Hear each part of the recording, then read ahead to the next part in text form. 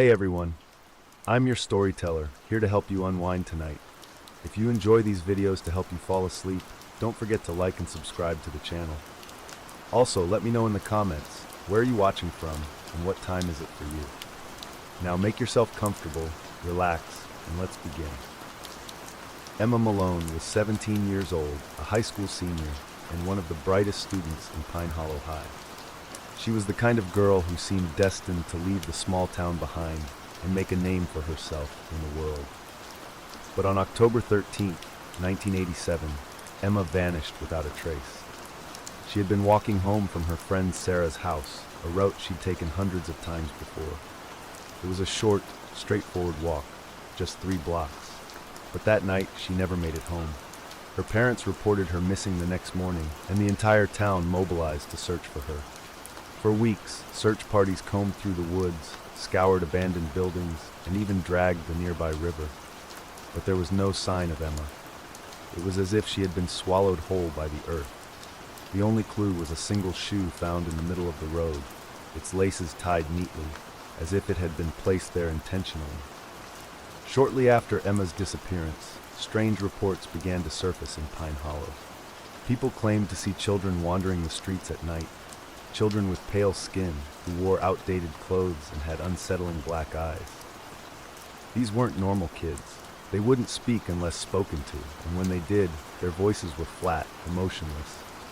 At first, the sightings were dismissed as pranks. Halloween was approaching, after all, and the town's teenagers loved to scare each other with ghost stories. But then the encounters started happening to adults, people who had no reason to lie. One particularly chilling account came from a woman named Diane Miller, a middle-aged widow who lived alone on the outskirts of town. Diane claimed she had been woken up in the middle of the night by a loud knocking at her front door. When she opened it, she found 2 children standing on her porch, a boy and a girl, both no older than 10. They were dressed strangely, as if they had stepped out of an old photograph. The boy wore suspenders and a flat cap, while the girl had a faded dress and braids. They asked Diane if they could come inside to use her phone, but something about them felt wrong. Their voices were monotone, their faces expressionless. And then Diane noticed their eyes, black as coal, with no whites at all. Terrified, Diane slammed the door and called the police, but when they arrived, the children were gone. The only evidence they had been there was a single muddy footprint on her front porch.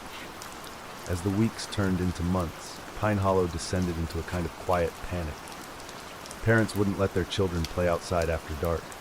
People began locking their doors and windows at night, something they hadn't done in decades.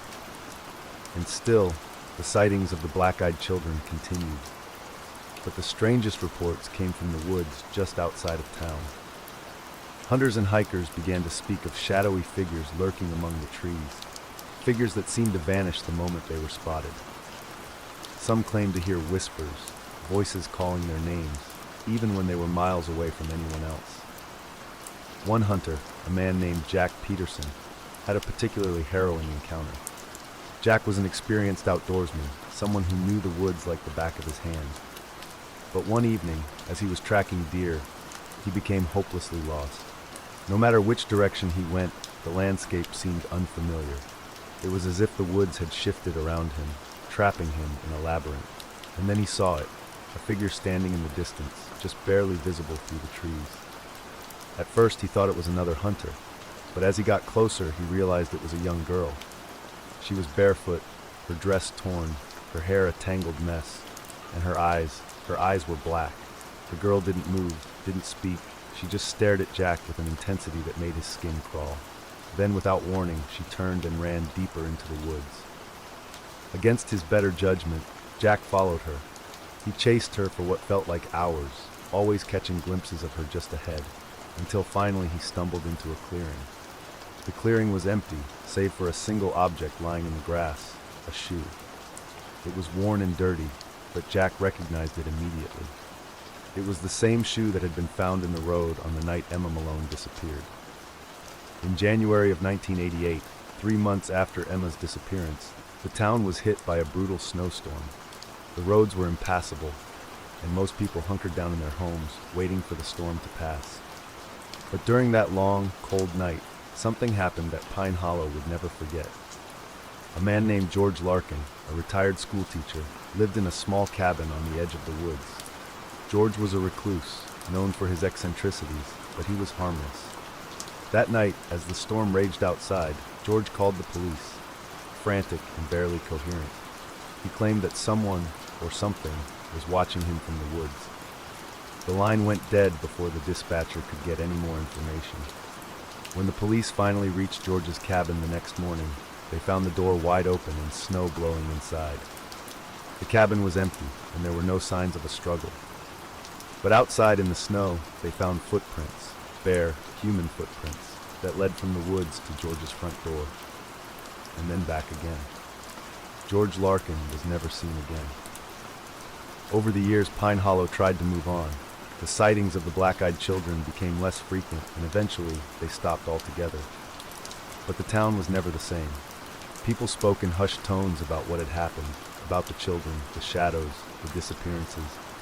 And then in 2012, a construction crew uncovered something horrifying while digging the foundation for a new housing development on the edge of the woods. Buried deep in the ground, they found a mass grave, dozens of skeletons, many of them children. The bones were old, centuries old, but they bore signs of violence, broken skulls, shattered ribs. It was clear that these people had not died naturally. Archaeologists were brought in to investigate, and they uncovered a chilling theory. The area that would become Pine Hollow had once been the site of a settlement that had vanished without a trace in the 1700s. Some believed the settlers had been massacred, while others whispered of darker forces at work. Whatever the truth, one thing was clear. The black-eyed children of Pine Hollow were not just a figment of the town's imagination. They were real, and they were still out there, waiting. After the discovery of the mass grave in 2012, Pine Hollow became the focus of national attention. News crews swarmed the area, paranormal investigators descended upon the woods, and conspiracy theorists speculated endlessly about what had happened to the settlers and how it connected to Emma Malone's disappearance decades earlier. But as the media frenzy died down, the town's residents were left with something far worse than unanswered questions. They were left with fear. Shortly after the grave was unearthed, strange things began happening again. It started with the voices. People living on the edge of the woods began hearing faint whispers at night, carried on the wind. The voices were indistinct, but they all agreed on one thing. The voices were calling their names. A young couple, Eric and Michelle Carter, who had recently moved into Pine Hollow to escape the chaos of city life, were among the first to report it. Eric claimed he began hearing a soft, childlike voice calling his name from the woods just beyond their backyard. At first, he thought it was his imagination, or maybe the neighbor's kids playing tricks on him. But the voice came every night, always at the same time, just after 3 a.m. Michelle didn't believe him at first. But one night as Eric sat up in bed, staring out the window, she heard it too. Her own name, whispered in the stillness of the night, coming from the darkness outside. The couple called the police, but when officers came to investigate, there was no one there. The woods were empty, silent, but the voices continued, growing louder and more insistent with each passing night. Eventually, the Carters moved away, leaving the house abandoned. Locals say it still stands empty, its windows boarded up, but if you listen closely on a quiet night, you can still hear the whispers coming from the woods behind it. As the whispers spread, so did another unsettling phenomenon. Sightings of the Watcher began again. The Watcher had been a local legend for decades, even before Emma Malone vanished. Described as a tall, shadowy figure with glowing black eyes, the Watcher was said to appear just at the edge of perception, watching from the darkness but never stepping into the light. Now more and more people began seeing him. A group of teenagers who had ventured into the woods on a dare claimed to have seen a towering figure standing in the distance, watching them silently. When they shone their flashlights on him, he vanished, leaving behind only a deep guttural sound that echoed through the trees. Sheriff Thomas Grayson, who had been a rookie cop during the search for Emma Malone, was one of the few people in town who didn't dismiss the sightings outright. Grayson had always believed there was more to Emma's disappearance than anyone was willing to admit, and he had his own story to tell, one he had never shared with anyone until now. On the night Emma vanished, Grayson had been patrolling the area near the woods. He remembered seeing a figure standing in the middle of the road, illuminated by his headlights. At first he thought it was Emma, but as he got closer, he realized it was someone or something else. The figure was unnaturally tall, its limbs too long, its eyes glowing faintly in the darkness. When he stepped out of the car to confront it, it disappeared, leaving behind a chilling sense of dread that Grayson couldn't shake. Now, 30 years later, Grayson was convinced that whatever he had seen that night was connected to the black-eyed children, the whispers, and the mass grave. But no one would listen to him. The town dismissed him as an old man chasing ghosts. One of the most disturbing incidents occurred in the summer of 2013, when a group of hikers, unaware of Pine Hollow's dark history, went missing in the woods for nearly 48 hours. When they were finally found, they were dazed, disoriented, and unable to account for the missing time. The group of 5 friends had set out on a sunny Saturday morning, planning to spend the day exploring the woods and taking photos. But as they ventured deeper into the forest, they began to notice strange things.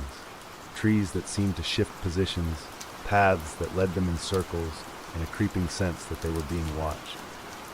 One of the hikers, a man named Jason, claimed to have seen a young girl standing among the trees. She was wearing a white dress, her hair covering her face, and she was barefoot. When he called out to her, she didn't respond. Instead, she raised her hand and pointed deeper into the woods before vanishing. The last thing the group remembered was following the path she had pointed to. After that, everything went black.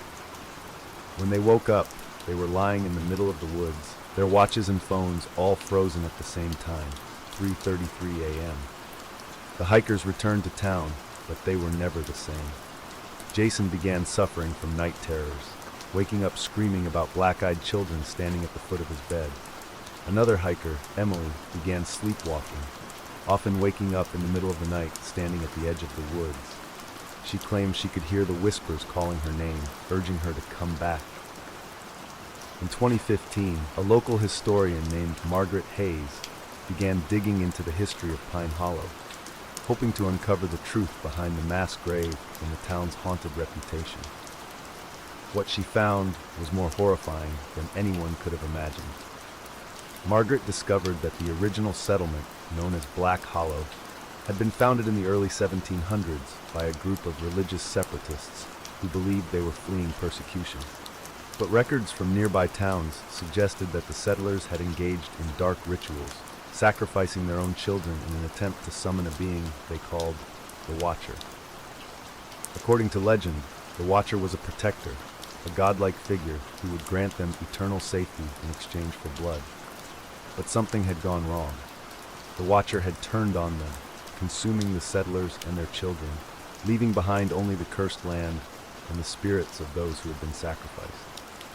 Margaret's research also uncovered a horrifying connection to Emma Malone. The Malone family, it turned out, were direct descendants of the original settlers of Black Hollow. Emma, it seemed, had been chosen, marked by the spirits of the forest to pay for the sins of her ancestors. To this day, Pine Hollow remains a quiet, unassuming town. Most of the residents try to forget the past, avoiding the woods and staying indoors after dark. But there are still those who claim to see the black-eyed children, still those who hear the whispers calling their names. And if you ever find yourself driving through Pine Hollow late at night, be careful. You might see a figure standing at the edge of the road, watching you with glowing black eyes. And if you do, whatever you do, don't stop, because once you let them in, they'll never leave. By 2016, Pine Hollow had become a ghost town in all but name. Many residents moved away, unable to bear the whispers, the disappearances, and the suffocating fear that hung over the town like a storm cloud.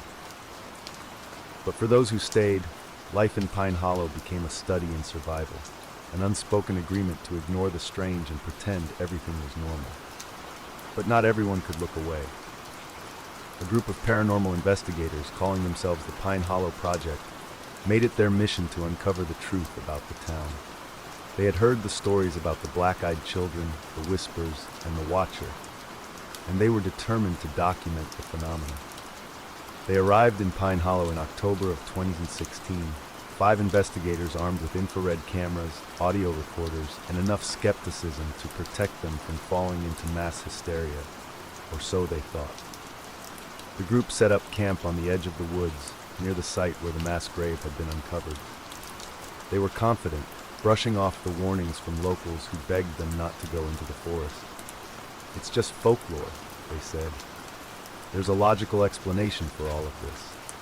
On their first night, they conducted a spirit box session, a device used to communicate with entities by scanning radio frequencies. At first, the box was silent, emitting only static. But then, a voice broke through, faint but unmistakable. It was a child's voice, whispering, "Emma." The investigators froze. They hadn't mentioned Emma Malone's name during the session, and none of them had expected a response. One of the group members, a woman named Claire, asked, "Who is Emma?" For a moment there was nothing but static. Then the voice returned, louder this time. "She's with us." The next day, the team ventured deeper into the woods, determined to find the source of the strange occurrences. They followed a trail that locals referred to as the Hollow Path, a narrow, overgrown route that twisted and turned in impossible ways, as if the forest itself was alive. As they walked, they began to notice strange markings on the trees, symbols carved into the bark, faint and weathered, but still visible. Margaret Hayes, the historian who had uncovered the truth about Black Hollow, had written about these symbols in her journals. They were protective sigils meant to ward off evil spirits. But now, they seemed to have the opposite effect. The deeper the group went, the louder the forest became, not with the sounds of wildlife, but with whispers. Dozens of them, overlapping and indistinct, surrounding the investigators like a suffocating shroud. "Do you hear that?" one of them asked, his voice trembling. "It's just the wind," another replied, though she didn't sound convinced. But it wasn't the wind. The whispers grew louder, clearer, until the group could make out fragments of words. "Stay with us. Come back. It's safe here." Suddenly, Claire screamed. She pointed ahead, her flashlight trembling in her hand. Standing in the middle of the path was a child, a boy, no older than 8, his eyes black as ink. He didn't move, didn't speak. He just stared at them, unblinking. "Is this some kind of prank?" One of the investigators whispered, though his voice was shaking. Before anyone could respond, the boy turned and ran deeper into the woods. Against their better judgment, the group followed him. They chased him through the twisting paths, their flashlights flickering as if the batteries were draining. The boy was always just out of reach, his pale figure darting between the trees like a ghost. Finally, they burst into a clearing and stopped dead in their tracks. The clearing was filled with children, dozens of them, standing in a perfect circle, their faces pale, their eyes black. They were silent, motionless, their heads tilted slightly as if they were listening to something only they could hear. And in the center of the circle stood a figure, a tall, shadowy figure with impossibly long limbs and glowing coal-black eyes. The Watcher. The investigators didn't remember running. None of them remembered leaving the clearing or finding their way back to camp. But somehow, they woke up the next morning, huddled in their tents, their equipment scattered around them. The footage from their cameras was corrupted, the audio filled with static and faint whispers.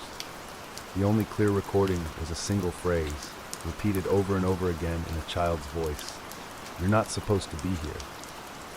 Shaken but determined, the group left Pine Hollow, vowing to return with better equipment and more support. But within a week, every member of the Pine Hollow project had vanished. Authorities launched an investigation, but no trace of the group was ever found. Their families reported receiving strange phone calls in the days before their disappearances, calls filled with static and faint, childlike laughter. By 2018, Pine Hollow had become a place of legend. Urban explorers and thrill-seekers flocked to the town, hoping to catch a glimpse of the black-eyed children or hear the whispers in the woods. Most left disappointed, convinced the stories were nothing more than small-town folklore. But some didn't leave at all. The locals began to notice a pattern. Those who ventured into the woods often returned, different. they would become withdrawn, paranoid, plagued by nightmares and sleepwalking. Some began carving the strange symbols from the trees into their own skin, claiming it was the only way to keep them away. One man, a thrill-seeker named Kyle, posted a video online after spending a night in Pine Hollow. In the video, he sat in his car, shaking and pale, his eyes darting to the rearview mirror as if he expected something to appear behind him. "I saw them," he whispered. "They're real. The children, they're not alone. There's something else out there, something worse." The video ended abruptly, and Kyle was never heard from again.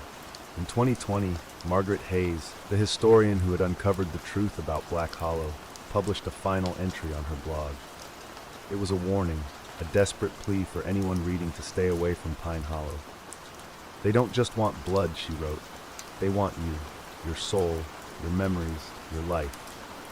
They'll take everything and you'll disappear like you never existed. The Watcher is real and it's still hungry. Don't go into the woods, don't listen to the whispers. And whatever you do, don't look into their eyes." The blog was deleted shortly after, and Margaret Hayes was reported missing the following week. Epilogue: The Endless Haunting. The story of Pine Hollow continues to spread, whispered across forums, shared in late-night conversations, and recounted in YouTube videos like this one. Some believe it's nothing more than an elaborate urban legend. Others are convinced it's real, a warning to those who dare to venture where they don't belong. And as you sit here, listening to this story in the dark, you might start to hear it, the faint sound of whispers, just at the edge of hearing. Maybe it's your imagination, or maybe they're calling your name. If they are, remember, don't follow them, don't let them in. And whatever you do, don't look into their eyes, because once you do, they'll never let you go. Not everyone who encounters the black-eyed children or ventures into the woods is lost forever. A small handful of people, shaken, broken, but alive, have managed to escape Pine Hollow's curse. These survivors carry an unspoken bond, a pact to never speak openly about what they experience. But one of them, a man named Robert "Bobby" Klein, couldn't stay silent any longer.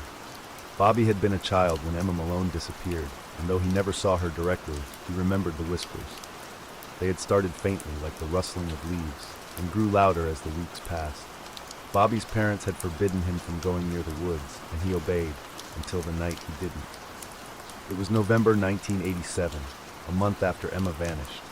Bobby, only 10 at the time, had been dared by his friends to walk into the woods after dark.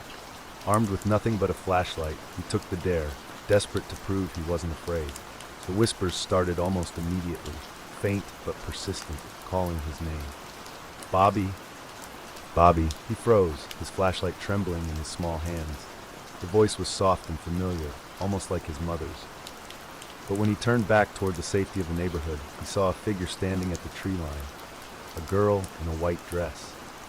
Her hair was matted, her face pale, and her eyes were black. "Emma?" he whispered, though he didn't really believe it. The girl smiled, a slow, unnatural smile, and raised her hand, motioning for him to follow. Bobby's feet moved on their own, as if he were being pulled toward her. But just as he reached the edge of the woods, something grabbed him, a hand, firm and strong, yanking him backward. It was his father. Bobby hadn't even realized his parents had been searching for him, but his father had heard the whispers too and found Bobby just in time. The girl disappeared, melting into the shadows of the trees, but Bobby never forgot her smile.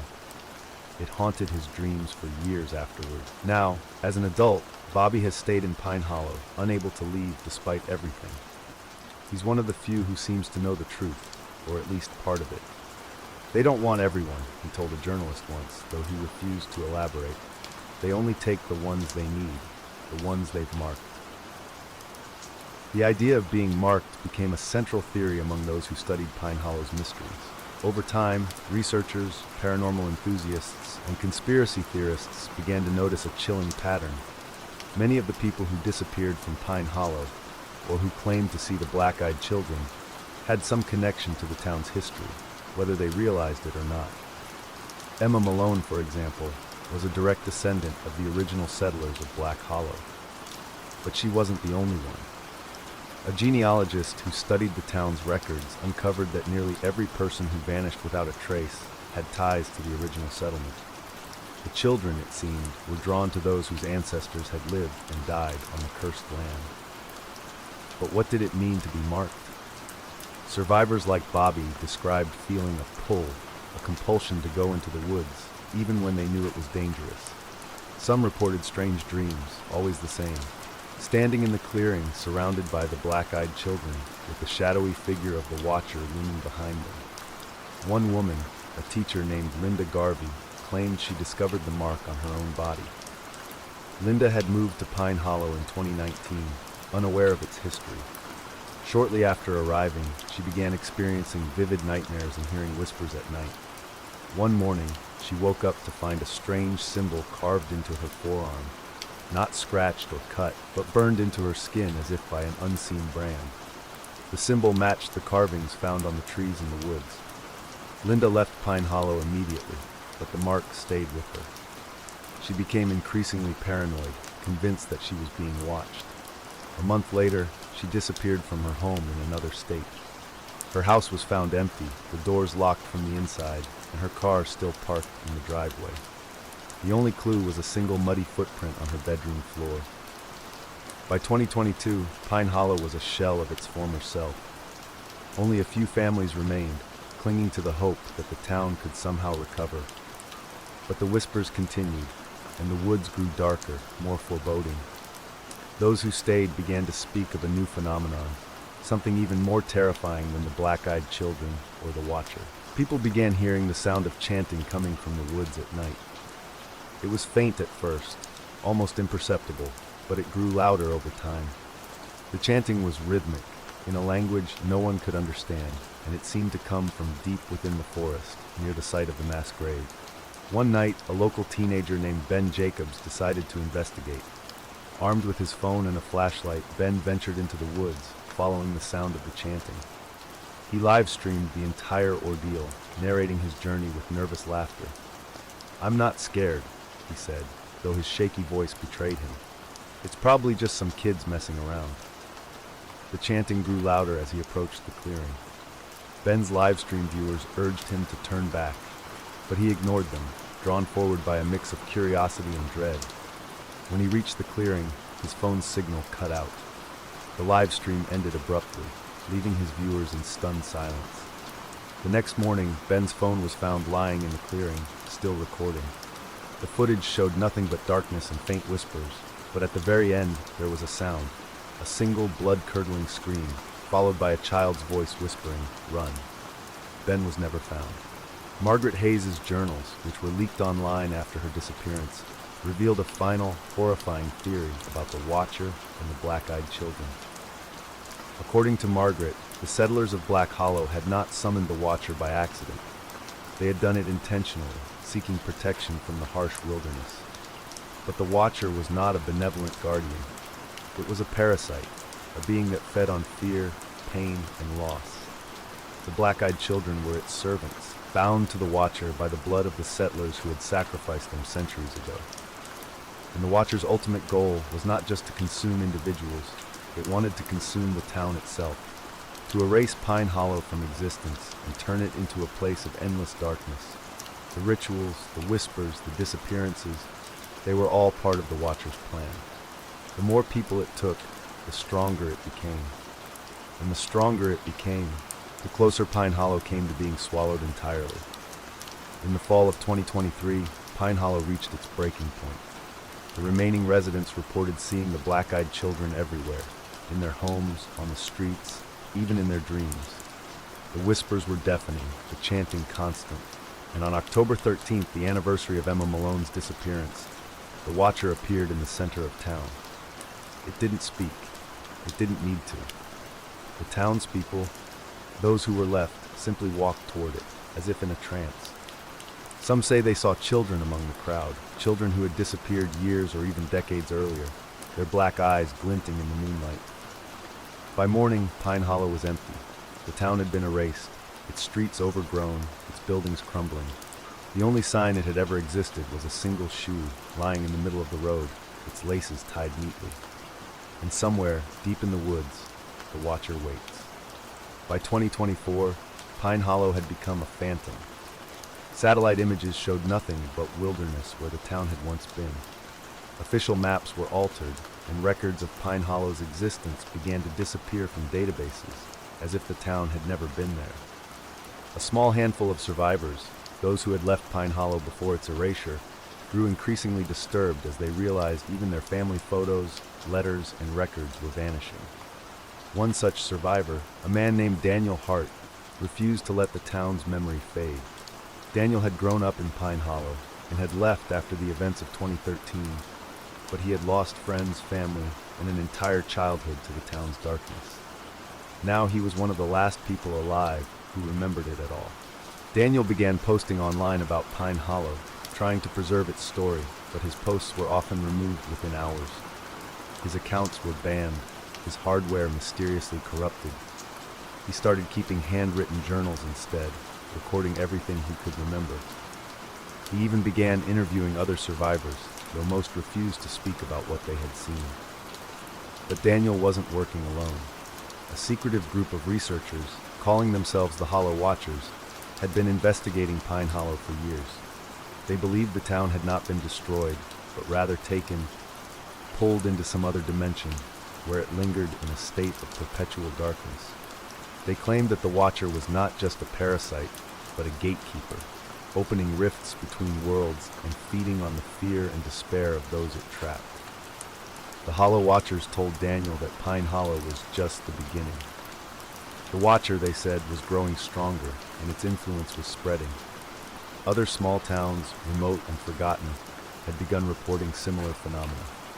Whispers in the woods, sightings of black-eyed children, entire families disappearing overnight. In late 2024, something unexpected happened, something that reignited interest in Pine Hollow among those who remembered it.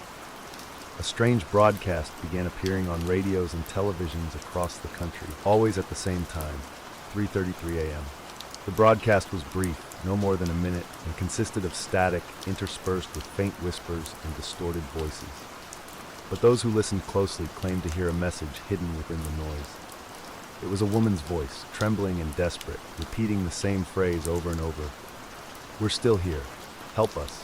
Please, help us." The voice was believed to belong to Emma Malone. Audio engineers who analyzed the broadcast noted that the background noise, the static, the whispers, contained patterns that resembled old radio signals from the 1980s. But no one could trace the source of the broadcast. It seemed to come from nowhere and everywhere at once. Shortly after the broadcast began, people who listened to it reported strange occurrences. They began waking up at 3:33 a.m. every night, hearing faint knocking at their windows or voices calling their names.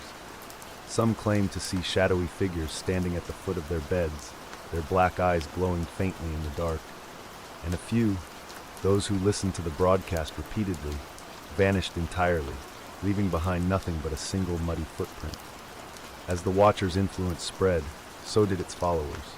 A cult, calling themselves the Disciples of the Watcher, began appearing in remote areas of the country. The disciples believed the Watcher was a god, a being that transcended human understanding, and they sought to appease it through ritual and sacrifice. The disciples were marked by a strange symbol, a sigil burned into their forearms, similar to the carvings found in the woods of Pine Hollow. They traveled from town to town, whispering to anyone who would listen about the coming darkness. They claimed the Watcher was expanding its reach, preparing to consume not just Pine Hollow, but the entire world. One of their leaders, a man known only as Elias, claimed to have seen the Watcher himself. In a recorded interview, Elias described the being in chilling detail. "It's not just a shadow," he said. "It's a void, a hole in reality. When you look at it, you're not just seeing it, you're seeing the end of everything, and it's beautiful." Shortly after the interview, Elias disappeared. His followers claimed he had been taken by the Watcher, chosen as its messenger. But skeptics believed he had simply gone into hiding, fearing retaliation for his growing notoriety.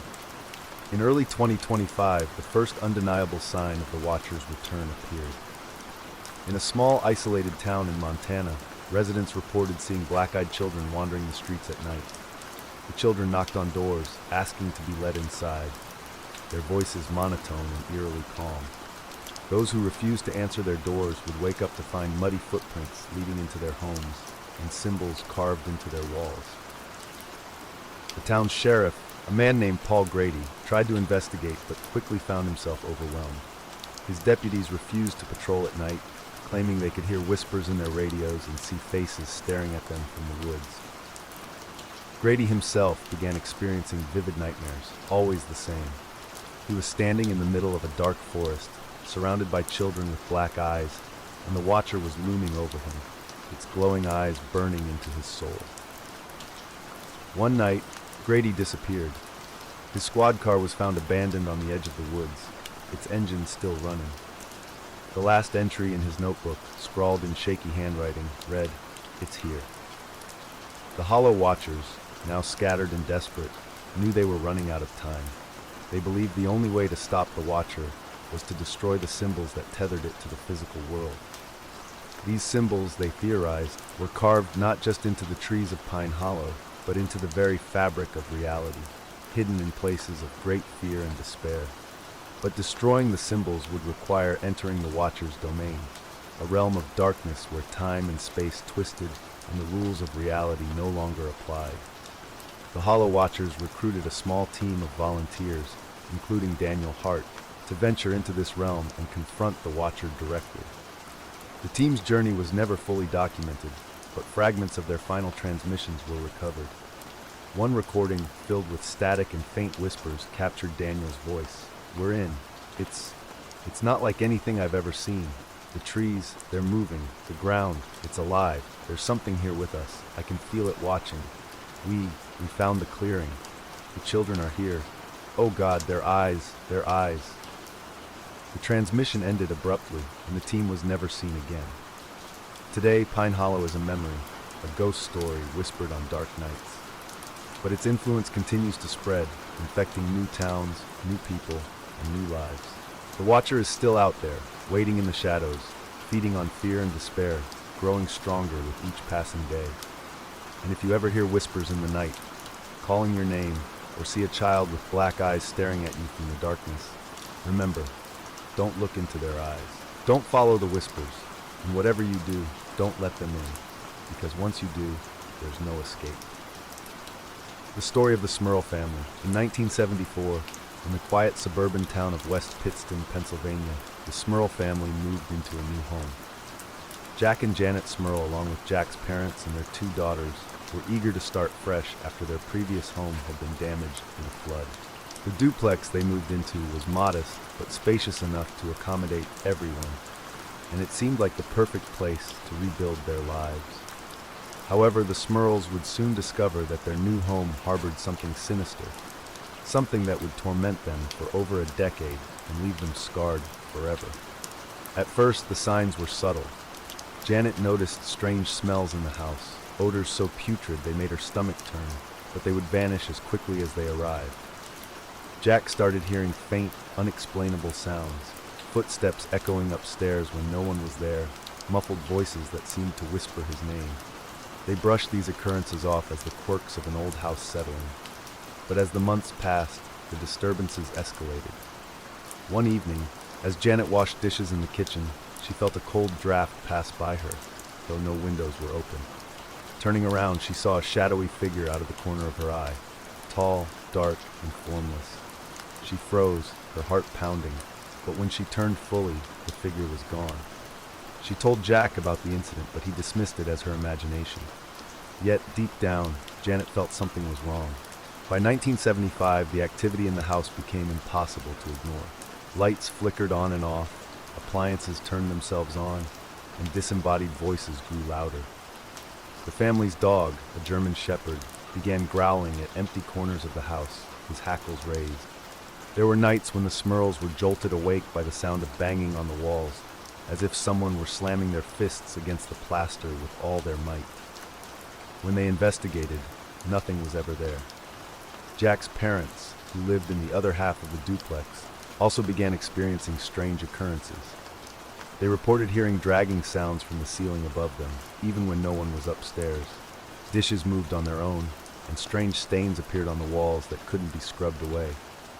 One night, Jack's mother, Mary, was alone in her bedroom when she felt the mattress sink beside her, as if someone had sat down.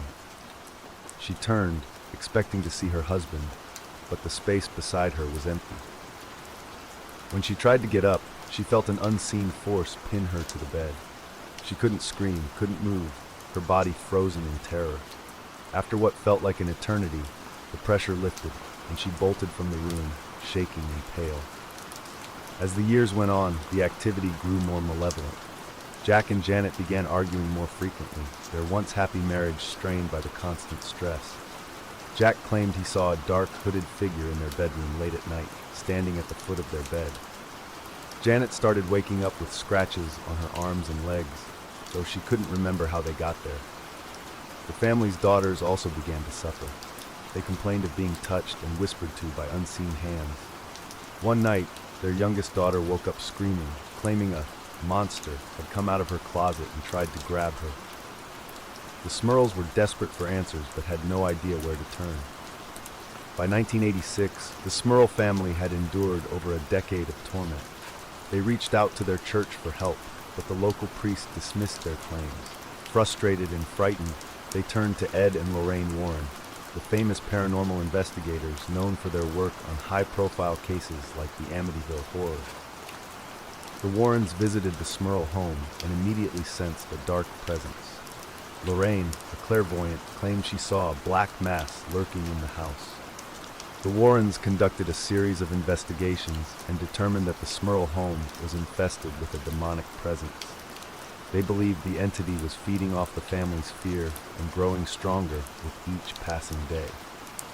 The Warrens performed multiple blessings and exorcisms in the house, but the activity only seemed to intensify. The demons retaliated viciously, targeting the Smurls with physical attacks. Jack claimed he was sexually assaulted by a succubus, an experience so horrifying he refused to speak of it for years. Janet reported being slapped and scratched by invisible hands. The family felt as though they were prisoners in their own home. Desperate for help, the Smurls went public with their story. Their case gained national attention, and reporters flocked to their home. While some sympathized with the family, others accused them of fabricating the haunting for publicity. The scrutiny only added to their stress, but the Smurls were adamant that their experiences were real. Eventually, the Catholic Church intervened. A priest was sent to perform a formal exorcism on the house, and for a time, the activity seemed to subside. The Smurls finally felt a sense of relief, but it was short-lived. Within weeks, the disturbances returned. The Smurl family eventually moved out of the house, hoping to leave the nightmare behind. However, the trauma of their experiences stayed with them. To this day, the Smurl haunting remains one of the most infamous and controversial paranormal cases in history. Some skeptics argue that the family's claims were exaggerated or a hoax, but those who knew the Smurls personally insist they were honest, hard-working people who had no reason to lie. Whether you believe their story or not, one thing is certain: something unexplainable happened in that house, and it left the Smurl family forever changed. By the late 1980s, the Smurl family's lives were consumed by the haunting. Janet, once a confident and optimistic woman, began to withdraw from friends and neighbors. Jack, a hard-working and loving husband, started to experience crippling bouts of depression. The unseen forces in their home were not just targeting the physical space, but also attacking the psychological and emotional well-being of the family. It was as if the entity, or entities, were determined to break them apart. Despite the exorcisms and blessings conducted by the Warrens and the Catholic Church, the dark forces in the house seemed relentless. Strangely, the activity wasn't constant. There would be periods of calm, sometimes lasting weeks, during which the family almost convinced themselves that the nightmare was over. But just as they began to feel hopeful, the disturbances would return, stronger, crueler, and more horrifying than before. One of the most chilling aspects of the haunting was the physical harm inflicted on Janet. She began waking up in the morning with deep scratches on her arms, legs, and back. At first, she thought she might be scratching herself in her sleep, but as the scratches grew more severe, sometimes breaking the skin and drawing blood, she knew this wasn't something she was doing to herself. Jack, too, began to experience physical attacks. During one particularly violent incident, Jack was sitting on the couch in the living room when he felt an invisible hand grab him by the throat. He struggled to breathe as the grip tightened, his face turning red. Janet, hearing him gagging, rushed into the room and saw her husband clawing at his neck as if trying to free himself from an unseen attacker. She screamed and grabbed his arm, and as suddenly as it started, the attack stopped. Jack collapsed onto the floor, gasping for air. When Janet looked at his neck, she saw red marks, handprints, etched into his skin. At night, the family would often see shadowy figures moving through the house. These figures were tall and humanoid, but lacked any discernible features. They seemed to dissolve into the walls or fade into the dark corners of the rooms. The family's daughters, especially the youngest, were terrified to sleep alone. They often climbed into bed with their parents, clutching their blankets tightly as they whispered about the monster that lived in their home. One of the most terrifying episodes occurred in 1987, shortly after the Warrens had conducted another investigation. Janet was alone in the house one afternoon, folding laundry in the upstairs bedroom. She felt uneasy, but tried to brush it off as paranoia. As she folded a shirt, she suddenly heard a low, guttural growl coming from behind her. She froze, her hands trembling as she clutched the fabric. Slowly, she turned around, and there it was. Standing in the doorway was a black, shapeless mass, darker than the shadows of the room. It pulsed and writhed as if alive, and its presence radiated pure malice. Janet tried to scream, but no sound came out. Her throat felt as though it was closing, and she was overcome by an overwhelming sense of dread. The entity began to move toward her, almost gliding across the floor. Janet stumbled backward, her heart pounding in her chest. Just as the mass was about to reach her, there was a loud crash from downstairs, the sound of dishes shattering. The black mass seemed to pause, then dissipated into thin air. Janet bolted from the room and ran outside, refusing to go back into the house until Jack returned home. When Jack arrived, they found the kitchen in disarray. Plates and glasses had been thrown from the cabinets, their shards covering the floor. The air in the house felt heavy, oppressive, as if the walls themselves were alive and watching them. Desperate for answers, the Smurls called Ed and Lorraine Warren again. This time, the Warrens brought a team of investigators with them, including a priest who had experience with exorcisms. Lorraine, a clairvoyant, immediately sensed the presence of multiple entities in the house. She described them as inhuman and ancient, entities that had likely been attached to the land long before the house was built. Ed Warren set up recording equipment throughout the house to document the activity. What they captured was chilling, disembodied voices, growls, and even faint cries for help. One of the recordings featured a deep, guttural voice saying, "Get out," followed by a loud bang that shook the walls. The priest conducted another blessing of the house, sprinkling holy water in every room and reciting prayers. The family felt a brief sense of relief, but the activity resumed within days. It was as if the entities were mocking their attempts to drive them out. The succubus attack. One of the most harrowing claims made by Jack Smurl was that he was physically assaulted by a succubus, a demonic entity that takes the form of a woman to seduce and attack men. Jack rarely spoke about the incident, but when he did, his voice was filled with shame and fear. According to Jack, he had been lying in bed one night when he felt a strange pressure on his chest. He opened his eyes and saw a grotesque figure straddling him. Its face was a twisted mockery of a human woman, with hollow eyes and jagged teeth. Jack tried to move, but his body was paralyzed. The entity leaned in close, its breath hot and foul, and whispered something unintelligible in his ear. He blacked out and woke up hours later, drenched in sweat and trembling.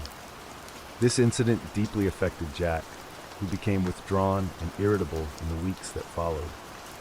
He felt violated and powerless, and the experience drove a wedge between him and Janet, who struggled to understand what he had gone through. By 1988, the Smurls were at their breaking point. They had endured years of torment, and their health, both physical and mental, was deteriorating. Janet began suffering from migraines and insomnia, while Jack battled depression and nightmares.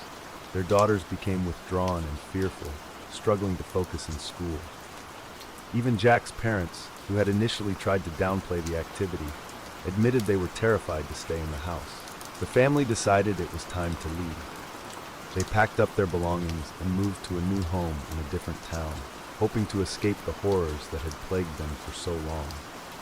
For a time, it seemed to work. The activity stopped, and the Smurls began to rebuild their lives. But the memories of the haunting stayed with them. They spoke openly about their experiences, hoping their story would serve as a warning to others. Critics accused them of fabricating the events for attention, but those who knew the Smurls personally insisted they were honest, hardworking people who had no reason to lie. To this day, the Smurl haunting remains one of the most infamous cases of paranormal activity in American history. Skeptics argue that the events can be explained by psychological factors or environmental causes, such as carbon monoxide poisoning or electromagnetic interference. But for the Smurls, the horrors they endured were all too real. As for the house itself, subsequent owners have reported no paranormal activity, leading some to believe the entities were attached to the Smurl family rather than the property. Others speculate that the exorcisms and blessings eventually drove the entities away. Whatever the truth may be, the Smurl haunting serves as a chilling reminder that some mysteries defy explanation, and that the line between the living and the dead is thinner than we might think. The Smurl family's move into the duplex in West Pittston had begun with hope, but as the years dragged on, the house itself seemed to become a battleground. By 1989, the family was fractured, their relationship strained to the breaking point. Jack and Janet's once loving marriage became riddled with arguments, fueled by fear, stress, and the relentless psychological torment caused by the haunting. The children who had once felt safe in the warm glow of their family home grew quiet, reserved, and deeply afraid. They avoided bringing friends over, embarrassed by the strange noises and the oppressive atmosphere in the house. Teachers at school began noticing that the two youngest daughters were acting differently, tired, distracted, and nervous. The haunting wasn't just stealing peace from the Smurl family, it was eroding the very foundation of their lives. Janet's growing despair. Janet, who had always been the emotional anchor of the family, began to unravel under the weight of the haunting. She confided to a close friend that she felt as though she was losing her mind. "How do you fight something you can't see?" she asked one evening, tears streaming down her face. "How do you protect your children from something you don't even understand?" Her migraines grew worse, often leaving her bedridden for days. She would wake up in the middle of the night drenched in sweat, her heart racing, convinced that something was watching her. On more than one occasion, she heard her name whispered in the dead of night, a cold, rasping voice that sent shivers down her spine. One night, Janet was alone in the kitchen washing dishes when she felt a presence behind her. She turned slowly, expecting to see one of her daughters or Jack. Instead, she saw a shadowy figure standing in the doorway, a tall, dark mass that seemed to absorb the light around it. It didn't move, didn't speak. It simply stood there, watching her. Janet screamed, and as Jack came running into the kitchen, the figure vanished. "What's wrong?" Jack asked, his voice panicked. Janet could barely speak. It was here.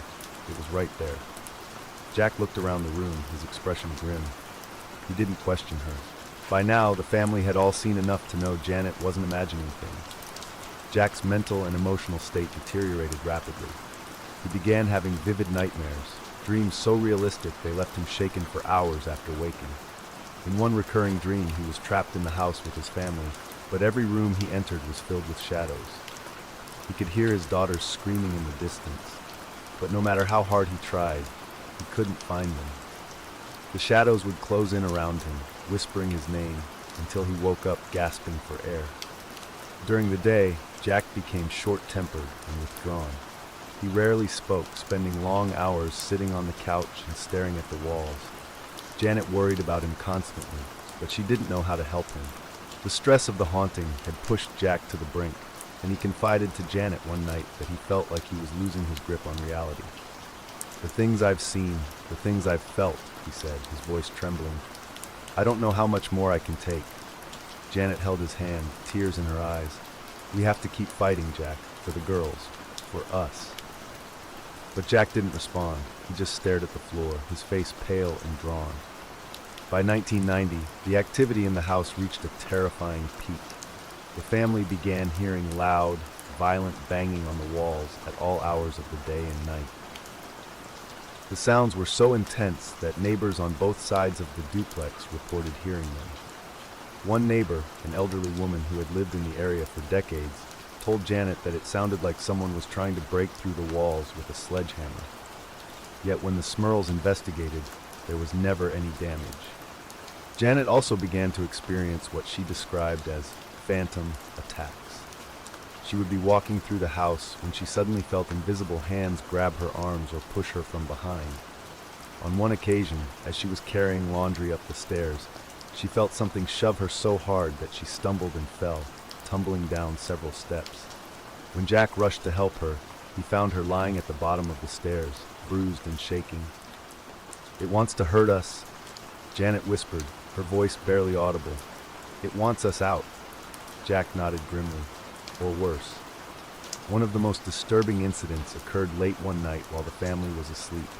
Janet woke up to the sound of heavy breathing. She turned her head and saw Jack lying next to her, sound asleep. But the breathing wasn't coming from him. It was coming from the corner of the room. Slowly, Janet sat up in bed, her heart pounding. In the dim light, she could make out a tall, shadowy figure standing in the corner. It was darker than the rest of the room, its presence radiating an unnatural cold. Janet tried to wake Jack, but she couldn't move. She felt paralyzed, as though an unseen force was holding her in place. The figure began to move toward her, its outline becoming more distinct.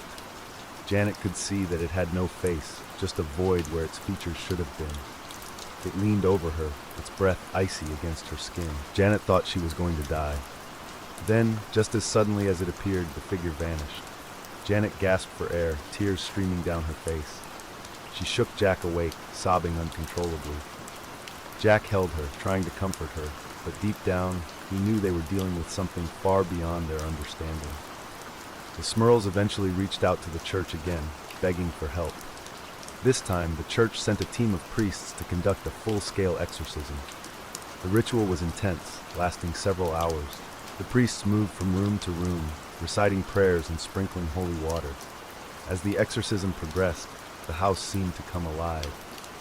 The walls shook, objects flew off shelves, and the air grew thick with the smell of sulfur. The family huddled together in the living room, clutching one another as the priests continued their prayers. At one point, Janet screamed as she felt something grab her arm, something cold and strong. One of the priests rushed to her side, holding up a crucifix and shouting, "In the name of Jesus Christ, leave this house." There was a deafening roar, a sound so loud it felt like the entire house was collapsing. Then, silence. The air seemed to lighten, and for the first time in years, the oppressive atmosphere in the house lifted. After the exorcism, the Smurl family decided it was time to leave. They packed up their belongings and moved to a new town, hoping to leave the horrors of their old home behind. For the most part, the activity ceased, though Janet reported occasionally hearing faint whispers late at night. The family never fully recovered from their ordeal. They struggled with anxiety and PTSD for years, and their story became the subject of intense public scrutiny. Some people believed them, while others accused them of fabricating the entire haunting for attention. But for the Smurls, the terror they experienced was all too real. Even decades later, the Smurl haunting remains one of the most infamous and chilling cases in paranormal history, a stark reminder that some forces cannot be explained or contained. The house that whispers. There's a house in the middle of nowhere. You've probably driven past a place like it before, just another forgotten structure leaning against time, sagging under its own weight, windows like hollow eyes staring into nothing. But this house is different. It waits. It's the kind of place you don't dare to approach, even on a dare. Stories about it have lived on for decades, whispered behind hands at diners and gas stations, passed down from people who swear they knew someone who disappeared there. They call it the house that whispers. And tonight, I'm going to tell you its story. Lean back, close your eyes, picture it. A lonely house, surrounded by miles of empty fields, beneath a sky so thick with clouds you can't see the stars. The wind whistles through the broken slats of the porch. The trees nearby creak as if they're alive, watching. And if you listen closely, just beyond the wind, you'll hear it. The Whispers, Part 1. The Dare It started with a dare. It always starts with a dare. 4 teenagers from the nearby town of Ash Hollow decided they were bored. It was a Friday night, and the usual hangouts had lost their charm. Leah, the bravest of the group, or at least the one who pretended to be, leaned over the sticky diner table and said, "I bet none of you have the guts to go to the Whispering House." Her friends groaned. They'd all heard the stories. The house was a legend. People who went in didn't come out. Or if they did, they weren't the same. There was Jacob, who didn't speak for 3 years after spending a single night there. And there was Mrs. Morris, who disappeared when she was a teenager and reappeared decades later, wandering the edge of town, muttering about voices in the walls. But Leah didn't believe in any of that. She was sure it was just a creepy old house, nothing more. "You're all scared of nothing," she said, smirking. "Let's go. 1 hour. That's all." Her friends exchanged uneasy glances. There was Darren, the quiet one, who always seemed to know more than he let on. There was Cassie, who had a knack for laughing at the wrong moments, though her laugh was more nervous tonight. And finally there was Ben, who hated being called a coward more than anything else. "Fine," Ben said, slamming his soda down. 1 hour, but if we hear anything weird, we're out. Leah grinned. "Deal." The road to the house was long and dark, lined with skeletal trees that loomed like sentinels. The car's headlights barely cut through the thick fog that clung to the ground, and the further they drove, the more the world seemed to narrow. The fields on either side were empty, the kind of emptiness that feels wrong, like something should be there but isn't. The house appeared out of the fog like a ghost, its silhouette jagged and broken. The roof was caved in on one side, and the porch tilted at an angle that made it look like it was sinking into the earth. The windows were shattered, but even in their broken state, they seemed to watch. Cassie shivered. "This is a bad idea." Leah rolled her eyes. "It's just a house." But even she hesitated before stepping out of the car. The air was colder here, and the silence was oppressive, broken only by the faint rustling of the wind. Or was it the wind? Darren stopped and tilted his head, listening. "Do you hear that?" he asked. "Hear what?" Ben snapped, his voice louder than it needed to be. Darren didn't answer. He just stared at the house, his face pale. The front door was ajar, hanging crookedly on its hinges. Leah pushed it open, the wood groaning like it was in pain. Inside, the air was thick with the smell of mildew and rot. The floorboards creaked under their feet, and every sound echoed too loudly, as if the house were amplifying it. The living room was a ruin. A torn couch sat in the middle, surrounded by broken glass and debris. An old grandfather clock stood in the corner, its hands frozen at 3:15. The wallpaper was peeling, revealing strange dark stains beneath. But it wasn't the sights that unnerved them. It was the sound. The whispers started almost immediately. Faint at first, like the rustling of leaves, but unmistakable. Words they couldn't quite make out, spoken in voices that didn't belong to anyone they knew. "Hello?" Leah called out, her voice trembling despite her bravado. The whispers stopped. For a moment, the silence was worse. It pressed against them, heavy and suffocating. Then the whispers started again, louder this time, overlapping, a cacophony of voices that seemed to come from the walls themselves.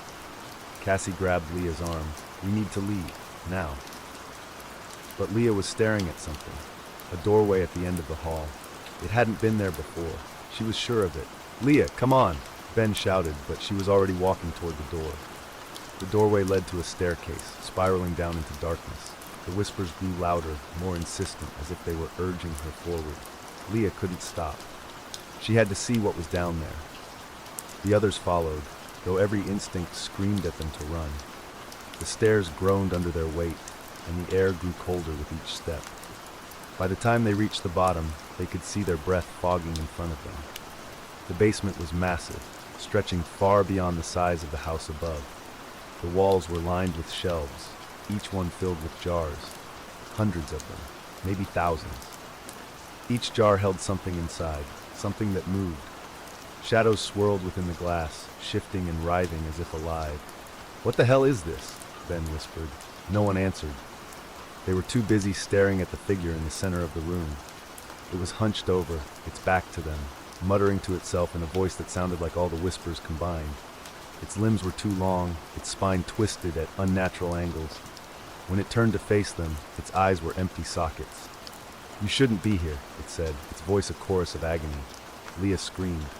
They ran. Up the stairs, through the hall, out the door. But the house wasn't the same.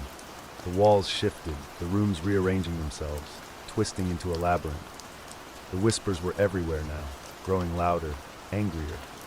Darren was the first to fall. The floor swallowed him whole, his scream cut short as the wood sealed itself over him. Cassie was next. A shadow reached out from the wall, pulling her into its depths. Her laughter echoed long after she was gone.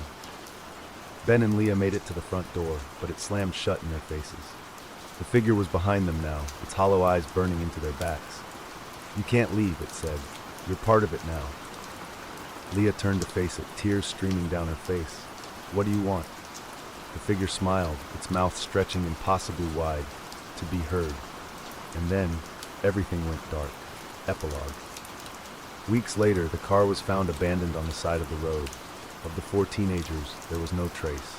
But if you stand outside the house on a quiet night, you might hear them. Their whispers. Still trapped, still waiting for someone to hear their story. It didn't take long for people to notice that teenagers were missing. In a small town like Ash Hollow, disappearances were rare and rumors spread like wildfire. The sheriff, an old man named Harold Grayson, organized a search party. He'd lived in Ash Hollow his whole life and knew the stories about the house. "Don't be ridiculous," he told himself as he stood outside the diner where the kids were last seen. "A house can't eat people." But when the search turned up nothing, no footprints, no phone signals, no signs of the teenagers, his thoughts inevitably drifted back to the decrepit house on the edge of the fields.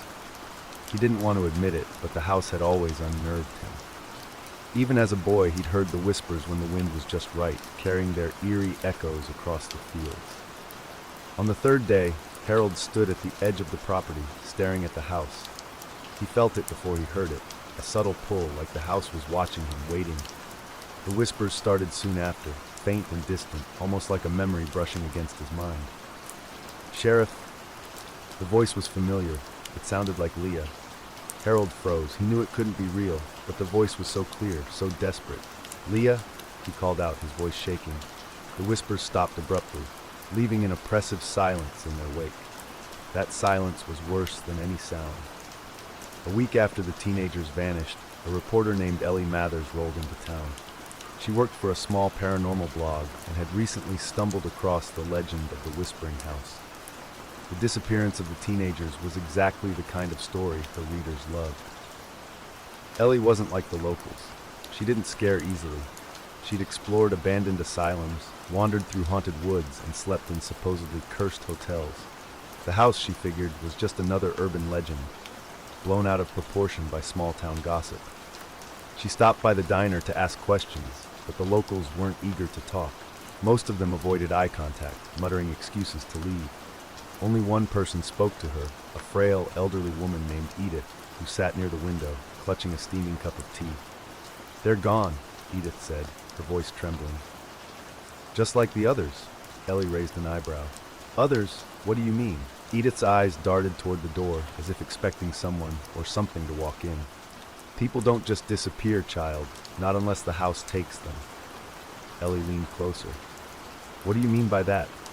What happens to them?"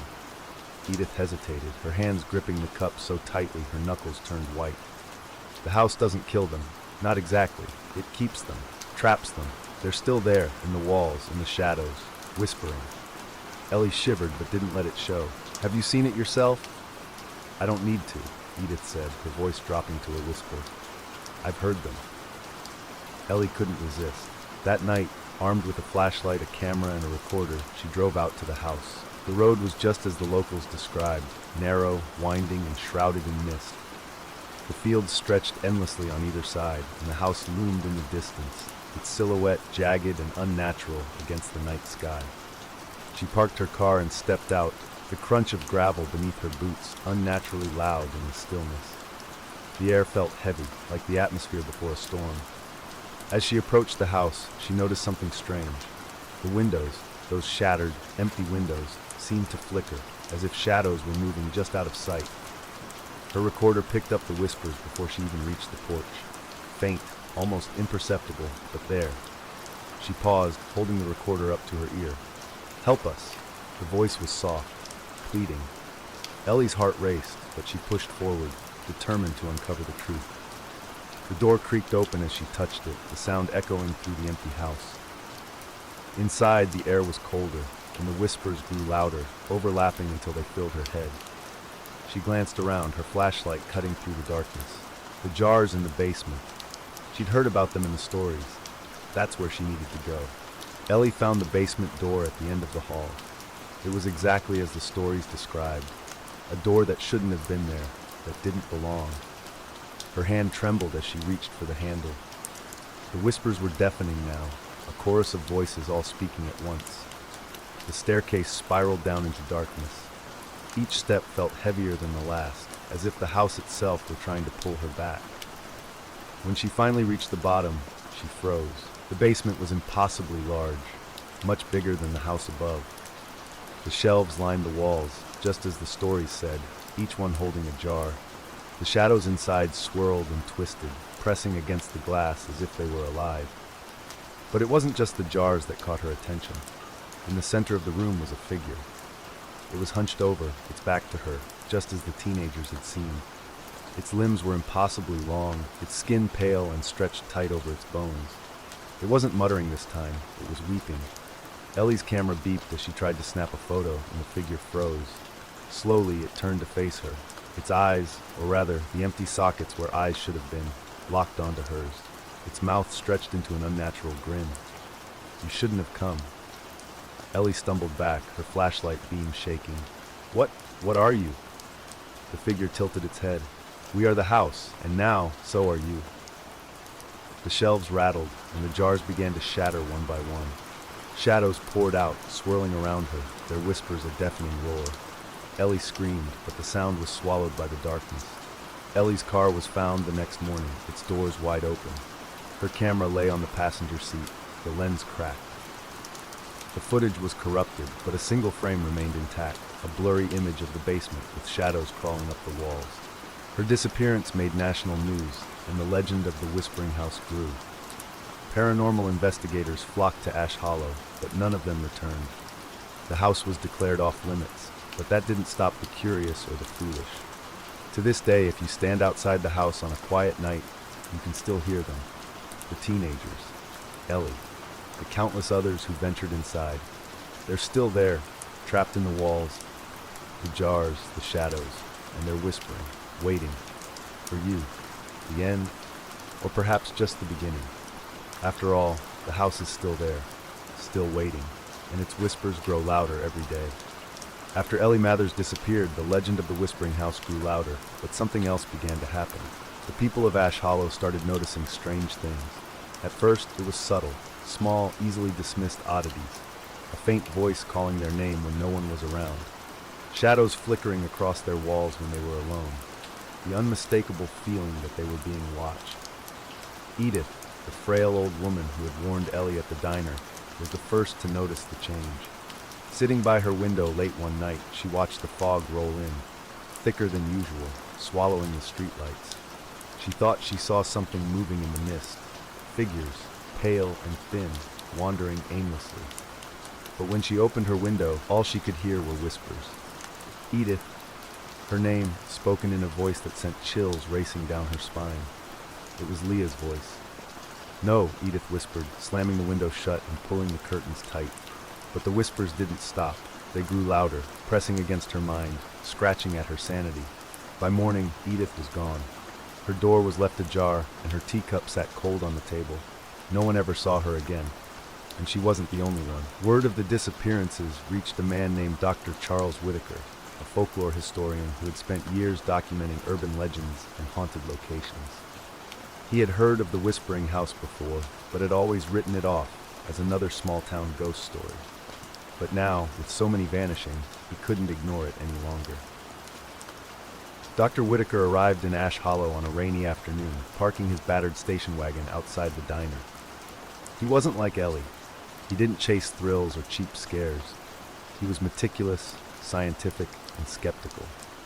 But as soon as he stepped into town, he felt it. A heaviness in the air, a clinging unease that settled in his chest. At the library, he dug into the town's history, sifting through old records and yellowed newspapers. What he found chilled him to the core. The house had always been there. The earliest mention of it dated back to the 1800s, when settlers first arrived in the area. Back then, it wasn't called the Whispering House. It was just known as the Hollow Manor, owned by a reclusive man named Elias Blackwood. Blackwood was rumored to dabble in the occult, conducting rituals in the dead of night. Strange lights were said to flicker in the windows, and travelers who sought shelter at the manor often disappeared. In 1853, the house mysteriously burned down, killing Blackwood and everyone inside. But here's where things became strange. The house rebuilt itself. No one saw it happen. No workers, no supplies. One day it was ashes, and the next it was standing again, as if it had never been touched. From that moment on, the disappearances began. Families went missing, entire search parties vanished, and every time, the house remained. Dr. Whitaker felt a pit of dread in his stomach. The house wasn't a normal haunting. It wasn't a place where spirits lingered. It was alive. The house was changing. Whatever force lived within its walls was growing stronger, and its reach was spreading beyond the property. In the weeks after Edith vanished, the whispers weren't confined to the house anymore.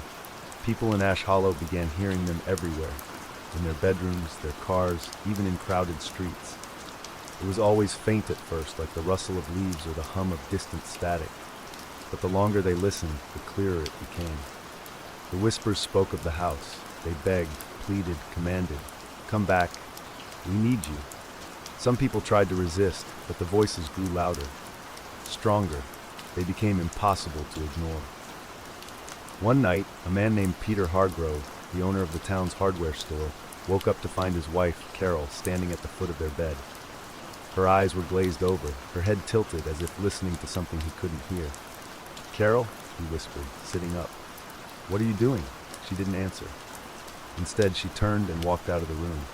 Peter followed her, calling her name, but she didn't stop. She walked out the front door, barefoot, into the cold night. "Carol, wait!" Peter shouted, but as he stepped outside, he saw others. Dozens of people, all walking in the same direction. Toward the house, the whispers grew louder, echoing in his mind. He clapped his hands over his ears, but it didn't help. He could feel them, crawling inside his head, pulling at him.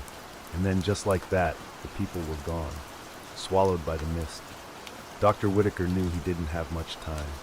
Whatever was happening, the house's power was growing, and it was consuming the town. He had to stop it. Through his research, he uncovered fragments of Elias Blackwood's rituals, piecing together a horrifying picture. Blackwood had never intended to create a normal house. He had summoned something, a being older than time, something that lived between worlds. The house wasn't just alive, it was the creature, and every person it took made it stronger. In his notes, Blackwood hinted at a way to banish the entity, but the instructions were vague. It required a sacrifice, someone willingly entering the house and offering their soul to weaken its grip. But Whitaker didn't know if it would work. And even if it did, who would be brave or foolish enough to try? That night, Whitaker stood outside the house, clutching a journal filled with Blackwood's notes. The fog swirled around him, and the whispers were deafening now, a chorus of voices from every soul the house had taken. "You don't have to do this," a voice said behind him.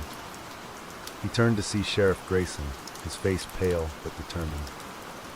"I've lived with this house my whole life. I've lost too many people to it. If there's a chance we can stop it, I'm going with you." Whitaker nodded, grateful for the company. Together, they stepped onto the porch, the wood groaning beneath their weight. The door opened on its own, and the whispers fell silent, as if the house were holding its breath. Inside, the air was thick and cold, and the shadows seemed to move on their own. The house felt alive, watching, waiting. They made their way to the basement, where the jars still lined the shelves. The shadowy figures inside pressed against the glass, their faces distorted in silent screams.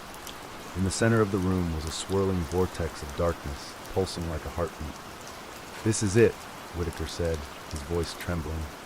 The whispers returned, louder than ever. The shadows reached out, clawing at them, trying to pull them in. The house was fighting back. Grayson grabbed Whitaker's arm. "Do it! Finish the ritual!" Whitaker opened the journal, his hands shaking as he recited the words. The shadows screamed, their voices merging into a single agonized wail. The vortex began to collapse, pulling the jars, the shadows, and the very walls of the house into itself. But then the house spoke. "You cannot destroy me," it said, its voice a deep guttural growl. "I am endless, I am eternal, and now, so are you." The vortex exploded, and everything went dark. When the townspeople came looking the next morning, the house was gone.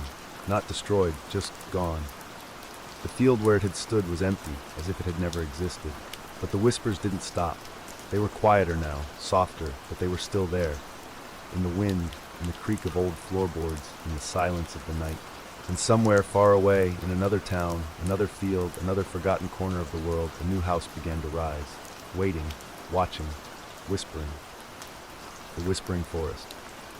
There is a forest, ancient, dark, and boundless.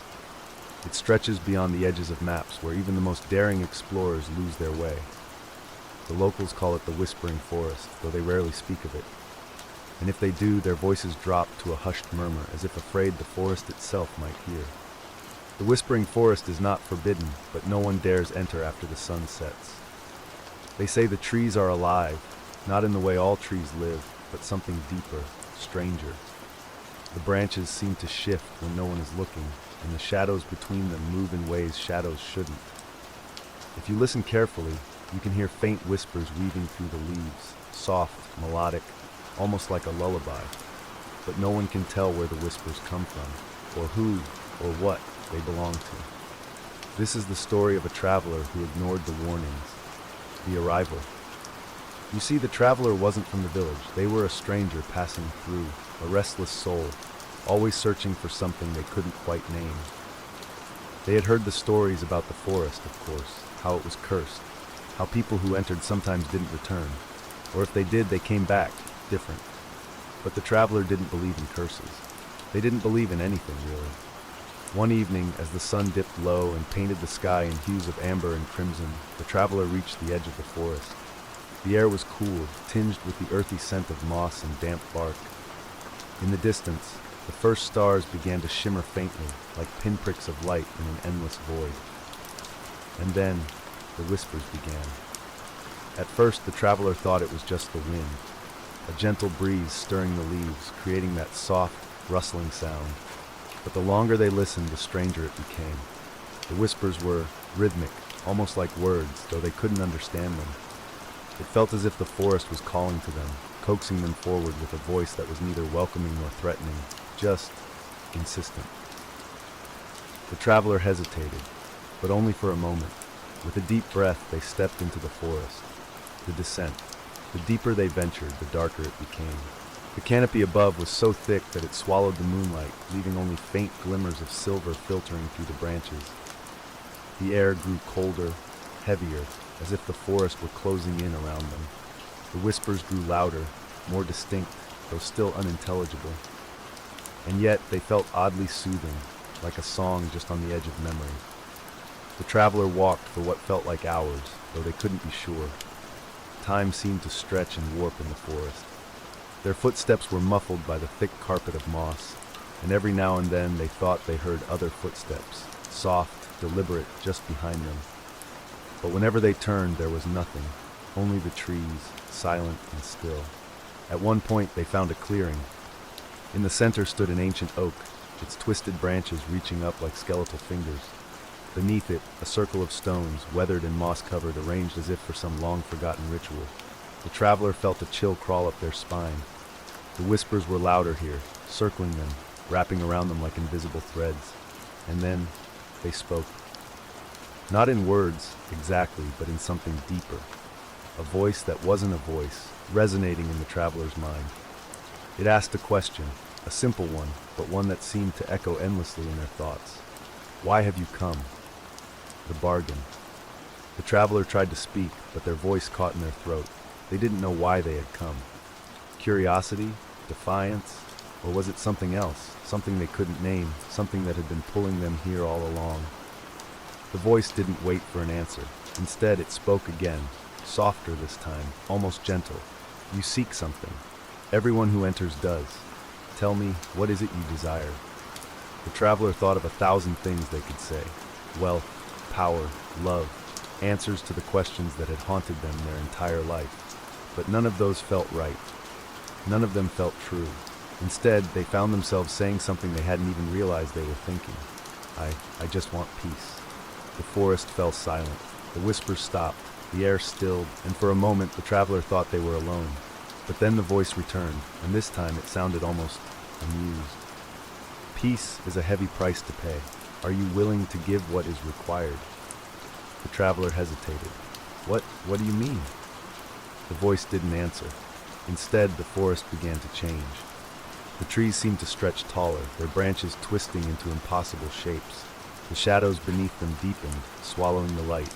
And the whispers returned, louder now, overlapping, a cacophony of voices that seemed to come from everywhere and nowhere. The traveler's heart raced. They wanted to run, but their feet wouldn't move. They were rooted in place, as if the forest itself was holding them there. Everything has a cost, the voice said. Even peace, especially peace. The traveler never left the forest. The villagers found their belongings at the edge of the trees a few days later. A bag, a coat, a pair of boots, neatly arranged as if the traveler had simply stepped out of them and vanished. They whispered among themselves, shaking their heads, but they weren't surprised. The forest had claimed another. But if you listen carefully on quiet nights, when the wind is still and the moon is high, you might hear the whispers. And if you do, you might notice something strange. Among the countless voices, there is one that sounds different, softer, more human, almost as if it's calling for help. Or perhaps it's calling for you. The second traveler. The forest was silent for days after the traveler disappeared. The villagers noticed the absence of whispers, though they dared not speak of it. They kept their doors shut tight at night, their windows latched, and their lanterns burning until dawn. But silence has a way of unsettling the heart, and soon the absence of whispers felt more haunting than their presence. Then, one night, the forest stirred again. This time, it was another traveler, a woman, cloaked and burdened with a pack that sagged heavily on her shoulders. Unlike the first, this traveler didn't hesitate at the forest's edge. She stood there for only a moment, staring into the blackness between the trees, before stepping forward as if she were expected. And maybe she was. The forest welcomed her, the whispers rising like a breath drawn inward. They drifted through the air, weaving in and out of the trees, brushing against her skin like ghostly fingers. She didn't flinch. She didn't turn back. She walked deeper, her steps steady, her eyes fixed ahead. But unlike the first, she wasn't searching for peace. She was searching for someone. The woman had heard the stories, of course. Everyone had. But she didn't believe them, not entirely. Not until she found the empty boots, the coat, the bag. She recognized them immediately. They belonged to someone she had loved. Someone who had left without saying goodbye. Someone who had vanished into the forest and never returned. She picked up the boots, turning them over in her hands. They were damp, but not weathered, as if they had been placed there only moments before. Her heart quickened. He was here, somewhere. He had to be. The whispers grew louder as she knelt there, examining the scattered belongings. They wrapped around her like a warm, suffocating shroud, tugging at her thoughts, her memories. They didn't frighten her, not yet. Instead, they filled her with a strange, unshakable certainty. She wasn't alone. "Where are you?" she called, her voice trembling. "I know you're here. Please, come back." The whispers paused, just for a moment, as if the forest itself were holding its breath. Then they returned, louder now, rushing through the trees like a gale. But this time there was something beneath them, something deeper, more deliberate. A voice, low and resonant, that seemed to rise from the very roots of the trees. "Why have you come?" The woman froze. Her breath caught in her throat. The voice was unlike anything she had ever heard, neither human nor animal, neither kind nor cruel. It was ancient, vast and cold, like the wind in the hollow of a mountain. She swallowed hard. I'm looking for someone." The forest was silent for a moment, save for the faint rustling of leaves. Then the voice returned. "Everyone who enters is looking for something, but not all who enter are willing to pay the price. The woman's hands tightened around the boots. "I'll pay," she said, her voice firm. "Whatever it takes. I just want him back." The voice laughed, a low, rumbling sound that seemed to shake the ground beneath her feet. "You do not understand what you are offering." "I don't care," she snapped. "Whatever the cost, I'll pay it. Just tell me where he is." The forest shifted around her. The trees seemed to lean closer, their branches creaking, their shadows stretching long across the ground. The air grew colder, heavier, pressing against her chest. The whispers returned too, louder than before, overlapping in a cacophony of voices that seemed to rise from every direction. And then she saw him. At first, it was just a shadow, flickering between the trees. Then a figure, a man, standing still among the twisted trunks. He was facing away from her, his head bowed, his hands hanging limp at his sides. But she recognized him immediately. "Michael!" she cried, dropping the boots. She ran toward him, her heart pounding, relief flooding her chest. "Michael, it's me. I found you." But as she drew closer, she realized something was wrong. His skin was pale, too pale, almost translucent. His hair, once dark and thick, hung limp and colorless around his face. And when he turned to look at her, his eyes, they weren't his eyes. They were empty, black pits, endless and hollow, like the spaces between stars. She stumbled back, her breath catching in her throat. "Michael?" she whispered, her voice trembling. He didn't answer. He just stared at her, his expression blank, his mouth slightly open. And then slowly he raised his hand, pointing toward the ancient oak in the clearing behind him. The woman turned, her heart pounding. She hadn't noticed it before, but now it was impossible to ignore. The oak's gnarled branches twisted upward, their tips impossibly sharp, clawing at the sky. Beneath it, the circle of stones glowed faintly, as if lit from within. And in the center of the circle, something moved. It was difficult to see at first, shrouded in shadow, but as the woman stepped closer, the shadows seemed to fall away, revealing something twisted and unnatural. It was a figure, humanoid but wrong. Its limbs were too long, its joints bending at impossible angles. Its face was obscured, hidden behind a veil of darkness that seemed to pulse like a living thing. The voice returned, closer now, resonating from the figure itself. "You seek him, but he no longer belongs to you." Tears streamed down her face. "Please," she whispered. "Please, I'll do anything. Just give him back to me." The figure tilted its head as if considering her words. Then it reached out, its impossibly long fingers curling toward her. "Your life for his. A simple exchange. Do you accept?" The woman hesitated. Her heart raced, her mind spinning. She thought of everything she would lose, her future, her dreams, her very existence. But then she looked at Michael, standing there, hollow and lifeless, and she knew there was no choice. "Yes," she whispered, "I accept." The figure smiled, or at least it seemed to. The darkness around its face shifted, revealing a glimpse of something sharp and glistening. Then it reached out, its fingers brushing against her chest. The last thing she felt was cold. The villagers found her belongings the next morning, neatly arranged at the forest's edge. They whispered among themselves, shaking their heads, but they weren't surprised. The forest had claimed another. But deep within the trees, beneath the ancient oak, two figures now stood side by side. They didn't speak. They didn't move. They simply waited, their hollow eyes fixed on the shadows ahead. And if you listen carefully on quiet nights, you might hear the whispers. And if you do, you might notice something strange. Among the countless voices, there are now two that sound familiar. Almost as if they're calling for help, or perhaps they're calling for you. The whispering forest was never satisfied. It never had been.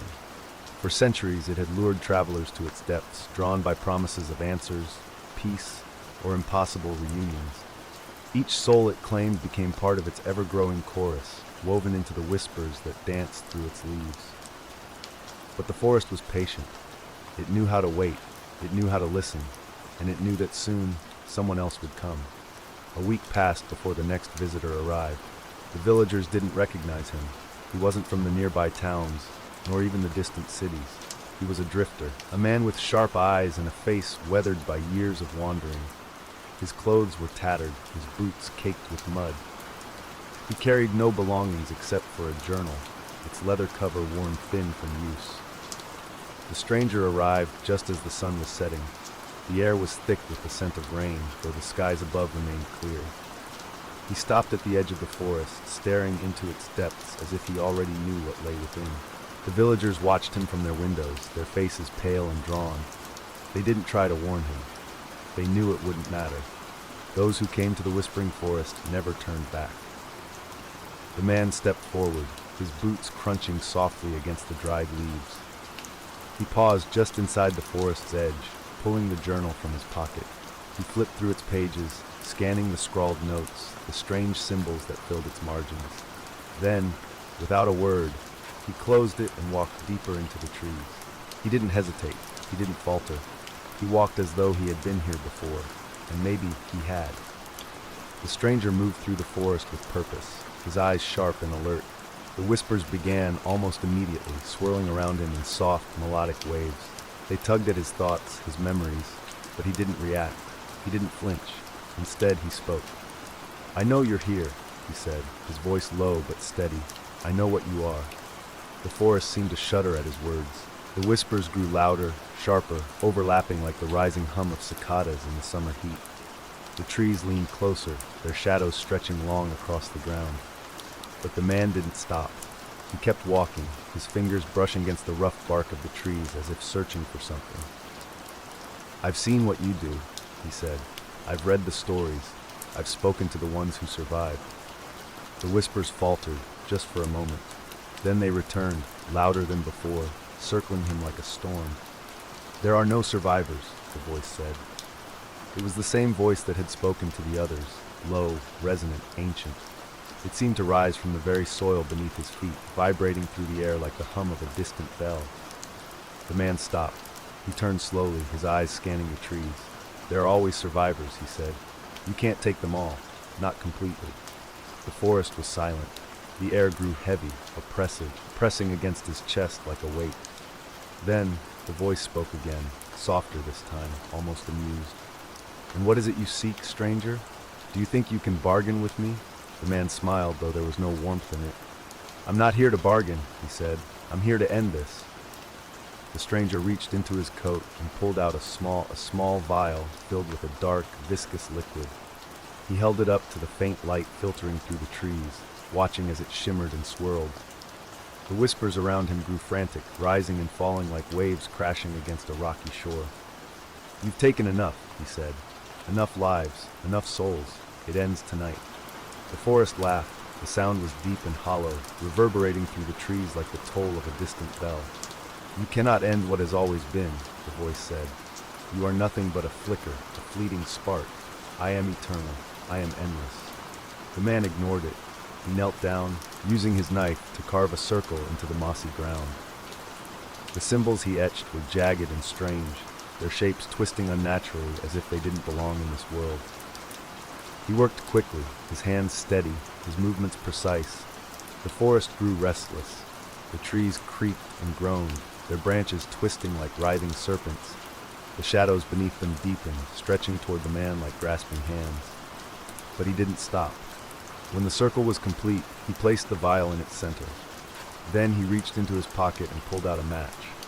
He struck it against the sole of his boot, the tiny flame flickering weakly in the cold, heavy air. "Let's see how eternal you really are," he muttered. "The forest fights back." The match dropped. For a moment, the circle blazed with an intense, otherworldly light. The symbols glowed red-hot, their twisted shapes writhing and pulsating as if they were alive. The whispers turned to screams, a deafening cacophony of voices that seemed to come from every direction at once. The forest reacted violently. The ground beneath the man's feet trembled, roots bursting from the soil and writhing like snakes. The trees leaned closer, their branches clawing at the air, their shadows twisting into monstrous shapes. The man stumbled back, his heart pounding, but he didn't run. He stood his ground, watching as the circle burned brighter and brighter, the symbols within it glowing like molten lava. The voice returned, louder this time, filled with fury. "You cannot destroy me," it roared. "I am the roots beneath your feet, the air you breathe, the darkness in your soul. I am everything." The man gritted his teeth, his hands clenched into fists. "You're nothing," he said, "nothing but a parasite." The circle flared one final time, its light so intense that it seemed to pierce the very fabric of the forest. The screams rose to a fever pitch, then abruptly stopped, and then silence. The forest was still. The trees stood motionless, their branches hanging limp. The air was no longer heavy, and the whispers were gone.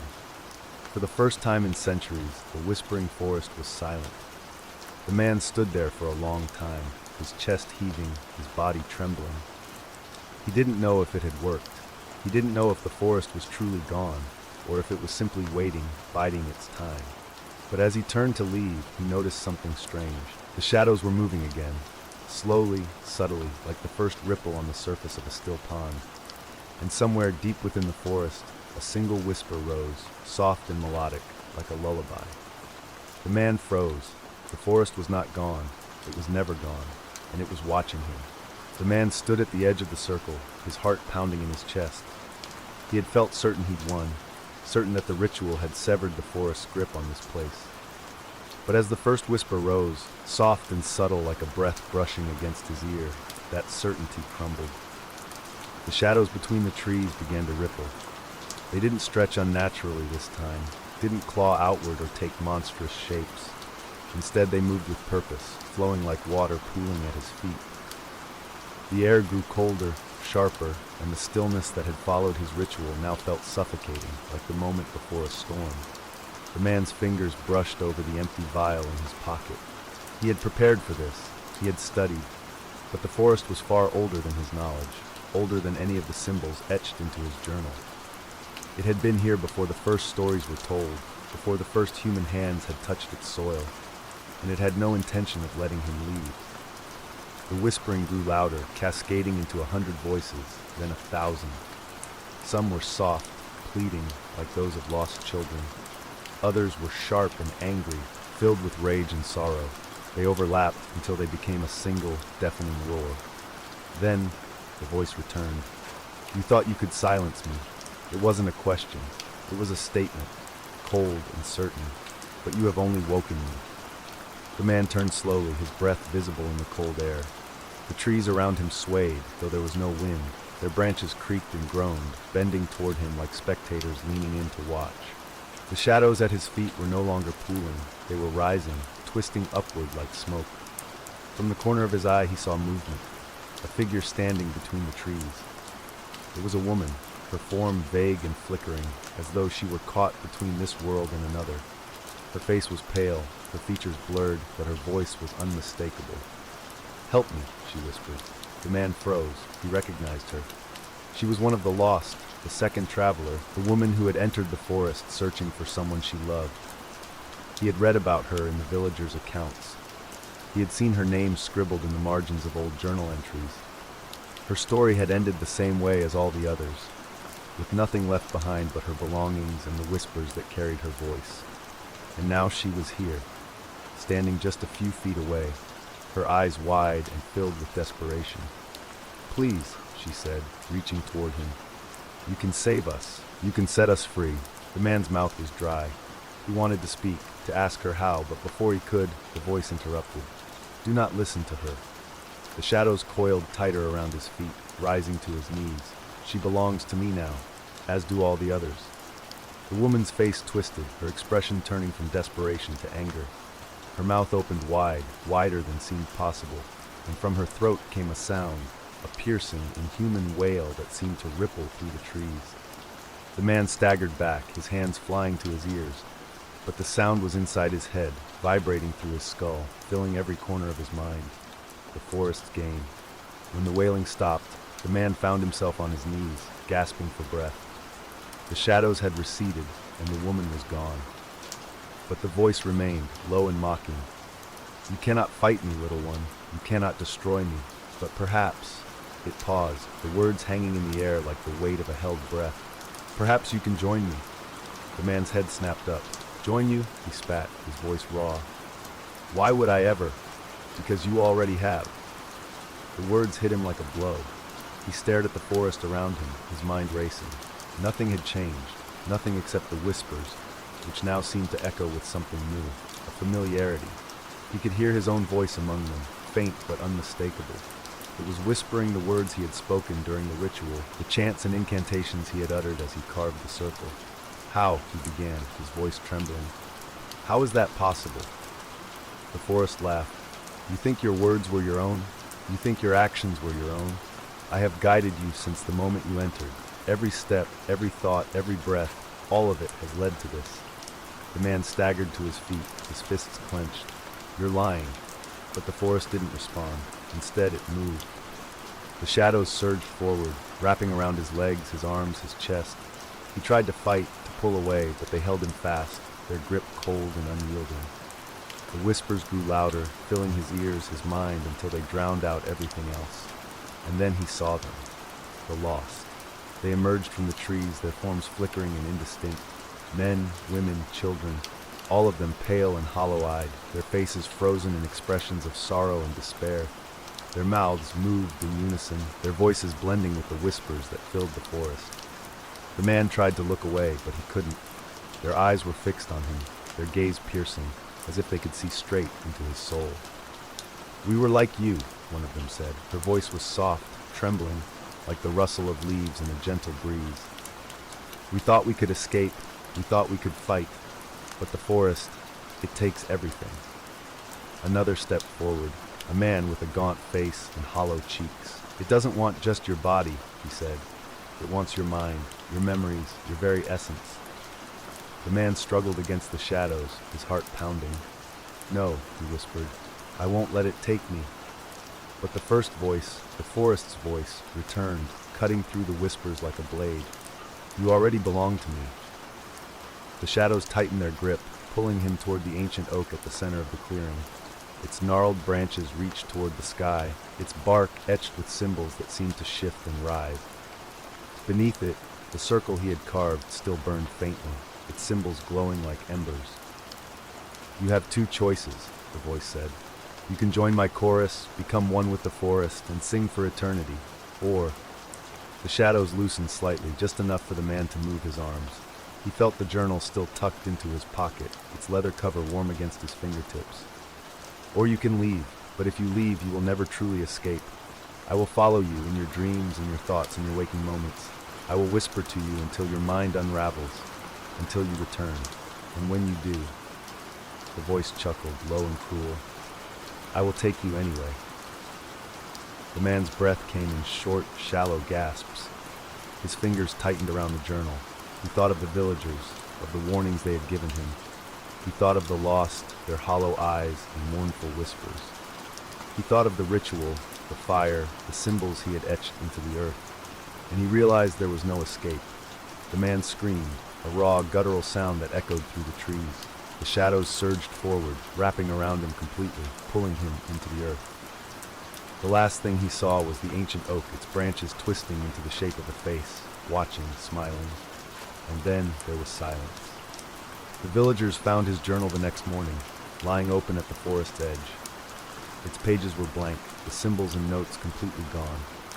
They whispered among themselves, shaking their heads, but they weren't surprised.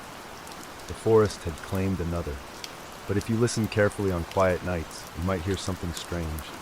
Among the whispers there is now a new voice, one that speaks of rituals, of circles carved into the earth, of a desperate fight against the inevitable.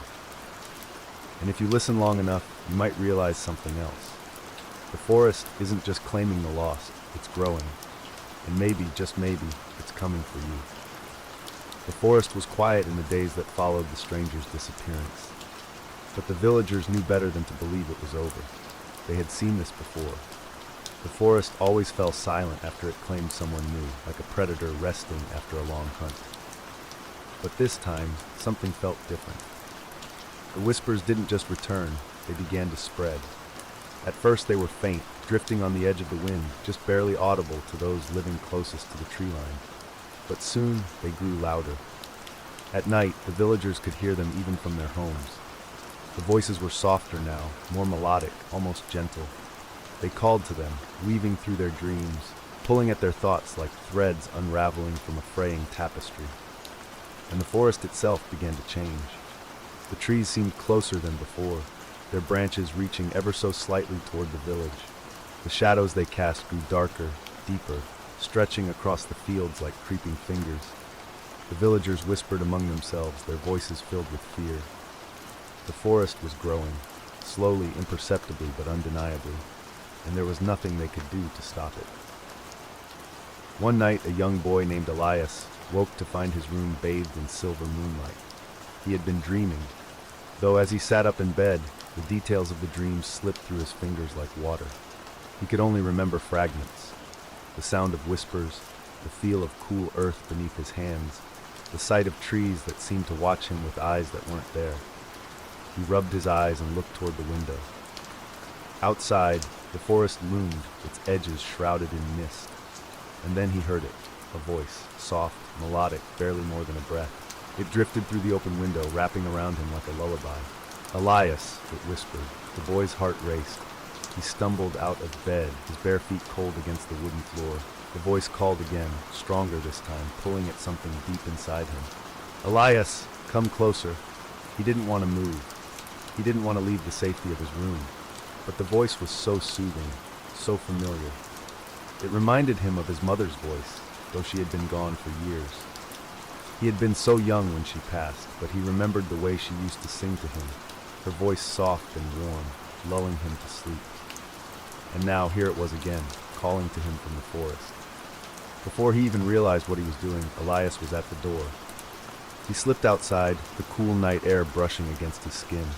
The village was silent, the houses dark, their windows shuttered tightly. Only the forest was awake, its shadows shifting and swaying like dancers in the moonlight. "Elias, come home." The boy stepped forward, his small feet crunching against the frost-covered grass. He didn't stop to think. He didn't wonder why his mother's voice was coming from the forest, or how she could be calling to him when she was long gone. All he knew was that he had to follow the path. The forest welcomed him. Its branches parted as he stepped between the trees, the whispers rising to greet him. They seemed to come from everywhere at once, circling him, guiding him deeper into the woods. "Elias, you've grown so much." The boy's breath caught in his throat. "Mama?" he whispered, his voice trembling. "Is that you?" "Yes, my love," the voice said. "It's me. I've been waiting for you." Tears filled his eyes. He stumbled forward, his hands outstretched, searching for her. The forest seemed to shift around him, its trees leaning closer, their branches forming a canopy that blocked out the moonlight. But he didn't notice. He was too focused on the voice, too desperate to see her again. "Keep going," the voice said. "You're almost here." The ground beneath his feet grew soft and spongy, the air thick with the smell of damp earth and decaying leaves. The trees around him were ancient, their trunks gnarled and twisted, their roots rising from the ground like the bones of some long-dead creature. The whispers grew louder, overlapping, their tones shifting from soothing to urgent. "Almost there," the voice said, and then he saw it. The trees opened into a clearing, bathed in pale, unnatural light. At its center stood the ancient oak, its twisted branches reaching skyward like skeletal fingers. Beneath it, the circle of stones glowed faintly, etched with shifting, otherworldly symbols. Elias stopped at the edge of the clearing, his heart pounding. The voice was louder now, coming from the oak itself, echoing through the clearing like the toll of a distant bell. "Come closer, my love," it said. "Let me see you." The boy hesitated. Something about the tree felt wrong, though he couldn't say why. It was as if it were watching him, its branches curling slightly, its bark twisting into patterns that almost resembled a face. "Don't be afraid," the voice said. "It's me. It's your mama." Elias took a step forward, then another. The air around him grew colder, the whispers rising in a crescendo. And as he reached the edge of the stone circle, the oak moved. Its branches twisted downward, curling toward him like beckoning hands. Its bark split, revealing a hollow at its center, dark and deep, pulsating with a faint crimson light. "Come home, Elias," the voice said. But it wasn't soft anymore. It wasn't warm. It was something else, something older, darker, and infinitely hungrier. Elias froze. The whispers were deafening now, swirling around him in a chaotic storm. The shadows beneath the tree writhed, rising like smoke, twisting into shapes that almost looked human. He could see faces in them, pale, hollow-eyed faces that stared at him with expressions of sorrow and longing. "Help us," they whispered. "Save us." The boy stumbled back, his small hands clutching at his chest. He wanted to run, to scream, but his legs felt heavy, his voice caught in his throat. The oak groaned, its branches reaching further, its hollow widening, the crimson light within growing brighter. And then, the voice spoke again. "You cannot leave, Elias. You are mine now." The boy's heart raced. He turned to run, but the shadows surged forward, wrapping around his legs, pulling him toward the tree. He screamed, clawing at the ground, his fingers digging into the soft earth. "Let me go!" he cried. "Please, let me go!" The faces in the shadows watched him, their expressions filled with despair. "We tried," one of them whispered. "We all tried." The oak groaned again, its hollow opening wider, the crimson light spilling out like blood. The shadows dragged Elias closer, their grip cold and unyielding. The whispers rose to a fever pitch, filling his mind, drowning out his thoughts. And then, just as the boy was pulled into the hollow, the forest fell silent. The villagers found Elias's shoes the next morning, neatly placed at the forest's edge. They didn't speak of it. They didn't need to. They all knew what had happened.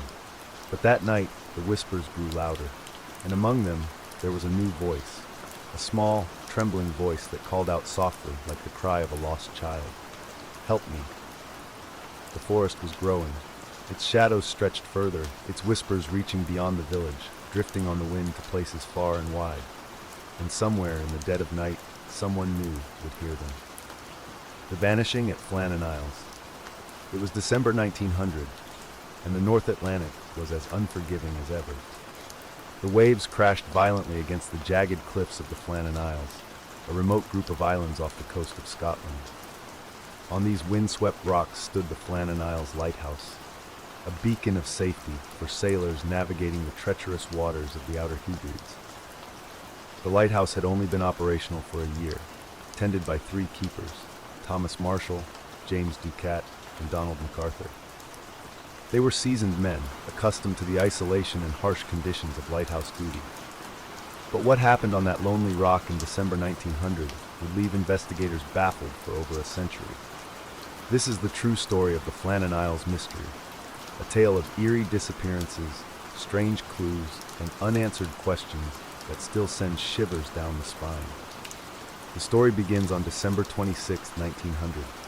The SS Hesperus, a supply ship tasked with bringing provisions to the lighthouse every 2 weeks, approached the Flannan Isles. Captain James Harvey and his crew expected to be greeted by the 3 keepers, as was custom. But something was wrong. As the Hesperus drew closer, the lighthouse stood silent and still. There was no sign of life, no waving keepers, no signal flag raised. The lighthouse's massive lamp, which should have been visible from miles away, was dark. It hadn't been lit for days. The crew grew uneasy. When they sounded the ship's horn, there was no response. They fired flares into the sky, hoping to attract attention, but the island remained eerily quiet. Something was terribly wrong. Captain Harvey sent a relief keeper, Joseph Moore, to investigate the lighthouse. Moore rowed to the island, his small boat rocking against the violent waves. As he climbed the steep, stone-carved steps to the lighthouse, a sense of dread washed over him. The door to the lighthouse was shut but unlocked. Inside, everything seemed unnervingly normal at first glance. The kitchen table was set with plates and cutlery, as if the keepers had been about to eat. A chair was overturned nearby, but there was no sign of a struggle. The beds were unmade, and the clock on the wall had stopped ticking. But most chilling of all, there was no sign of the 3 men. They had vanished without a trace. Days later, an official investigation began. Inspectors pored over every inch of the lighthouse and the surrounding island. They found the logbook, which revealed an unsettling series of entries. On December 12th, Thomas Marshall wrote about a severe storm battering the island. He noted that James Ducat, the principal keeper, was unusually quiet, and Donald MacArthur, known for his gruff demeanor, had been weeping. These men were hardened sailors, accustomed to isolation and danger. Why were they so shaken? The next day, Marshall wrote that the storm had grown worse. He recorded that all 3 keepers had begun praying, even though they were not particularly religious men. The final log entry, dated December 15th, was brief and cryptic. Storm ended, sea calm, God is over all. But there was a problem with these entries. According to the weather records from the mainland, there had been no storm on December 12th, 13th, or 14th. The weather had been calm. Over the years, countless theories have been proposed to explain the disappearance of the Flannan Isles keepers. Some are grounded in logic, while others venture into the supernatural. The rogue wave theory. One popular explanation is that the men were swept into the sea by a rogue wave. The western side of the island was exposed to the full force of the Atlantic, where massive waves could crash over the cliffs. Perhaps the men had gone outside to secure equipment during the storm, and a wave had carried them off. But this theory doesn't explain why the logbook mentions storms that never happened, or why all three men would leave the safety of the lighthouse at once. Madness and violence. Another theory suggests that isolation and stress drove the keepers to madness. Perhaps one of the men snapped, attacking the others in a fit of rage, and then took his own life. But there was no blood, no signs of a struggle, nothing to suggest violence had occurred. Supernatural forces. The Flannan Isles have long been steeped in superstition. Local legends speak of little people, or fairies, who guard the islands and punish those who trespass. Could the keepers have fallen victim to some otherworldly force? The logbook's cryptic final entry, "God is over all," has fueled ghost stories for generations. Alien abduction. In more modern times, the idea of alien involvement has been floated. After all, how could three men vanish so completely, leaving no physical evidence behind? It's an outlandish theory, but in a mystery this strange, even the bizarre seems plausible. To this day, the disappearance of the Flannan Isles keepers remains one of the most enduring maritime mysteries. The lighthouse still stands, automated now, its beam cutting through the North Atlantic night. Sailors passing by often speak of an eerie feeling, as if they're being watched. In the years since, other lighthouse keepers have reported strange occurrences on the island. Unexplained noises, footsteps in the night, and fleeting shadows. Some say the spirits of Thomas Marshall, James Ducat, and Donald MacArthur are still there, trapped between the sea and the sky, waiting for answers that will never come. So the next time you see a lighthouse standing alone against the elements, think of the Flannan Isles. Think of the three men who vanished without a trace, and ask yourself, what would you do, alone, on a rock in the middle of the sea, if something or someone came knocking? Closing thoughts. As you drift off to sleep tonight, remember the Flannan Isles and its dark, mysterious past. Imagine the cold wind howling through the cracks of the lighthouse, the relentless waves pounding the cliffs, and the eerie silence that followed the disappearance of three men. Perhaps the answer lies in the sea, or perhaps the mystery was never meant to be solved. Sweet dreams. Months after the disappearance, the Flannan Isles lighthouse was brought back into operation with new keepers. Despite the unsettling mystery that lingered, the lighthouse was far too important to maritime navigation to remain abandoned. The men who took up the job were informed of the incident, though the full details were withheld. One of these new keepers, a man named Edward Grayson, arrived on the island in early 1901. Edward was a pragmatic man, a skeptic who dismissed the superstitions surrounding the Flannan Isles. He believed the previous keepers had likely been careless or unlucky, and he was determined to show that the lighthouse could be run without incident. But within days of his arrival, Edward began to experience things he couldn't explain. Edward kept a journal during his time on the island, and decades later, it was unearthed by a historian researching the Flannan Isles mystery. The entries started off routine, detailing the daily tasks of maintaining the lighthouse. But soon Edward's tone shifted, and his entries became darker, more frantic. January 15, 1901. The work is steady, and the island is quiet. Too quiet. At night I hear noises, thuds and scraping sounds, as though something is moving around outside. When I look, there's nothing there. I tell myself it's just the wind, though it doesn't sound like wind. January 18, 1901. I had a strange dream last night. I saw the three missing men standing on the cliffs, staring out at the sea. They didn't move or speak, just stood there as though waiting for something. When I woke, I felt as if someone had been in the room with me, but the door was still locked. January 20th, 1901. I heard voices tonight. Faint, but unmistakable. They were calling out from the direction of the cliffs. I couldn't make out the words, but it sounded like pleading. I refused to go outside after dark now. As Edward's journal entries grew more unsettling, his fellow keepers also began reporting strange occurrences. One man, Robert Hensley, claimed to have seen a shadowy figure standing at the edge of the cliff during a stormy night. He described the figure as tall and thin, with what appeared to be a long coat billowing in the wind. When Robert mustered the courage to approach, the figure vanished into thin air. He later swore he had seen footprints in the wet grass where the figure had stood, but the prints led nowhere. They simply stopped a few feet from the cliff's edge. The other keepers dismissed Robert's story as a trick of the light or his imagination. But the following night, another keeper, Samuel Blackwood, reported hearing what he described as a low, mournful humming coming from the lighthouse itself. The sound seemed to emanate from the walls, vibrating through the stone. It grew louder and louder until it suddenly stopped, leaving an eerie silence in its wake. Word of these strange occurrences spread, and soon the Flannan Isles became a hotspot for investigators, journalists, and paranormal enthusiasts. Some came to document the alleged hauntings, while others were driven by a desire to solve the original mystery of the missing keepers.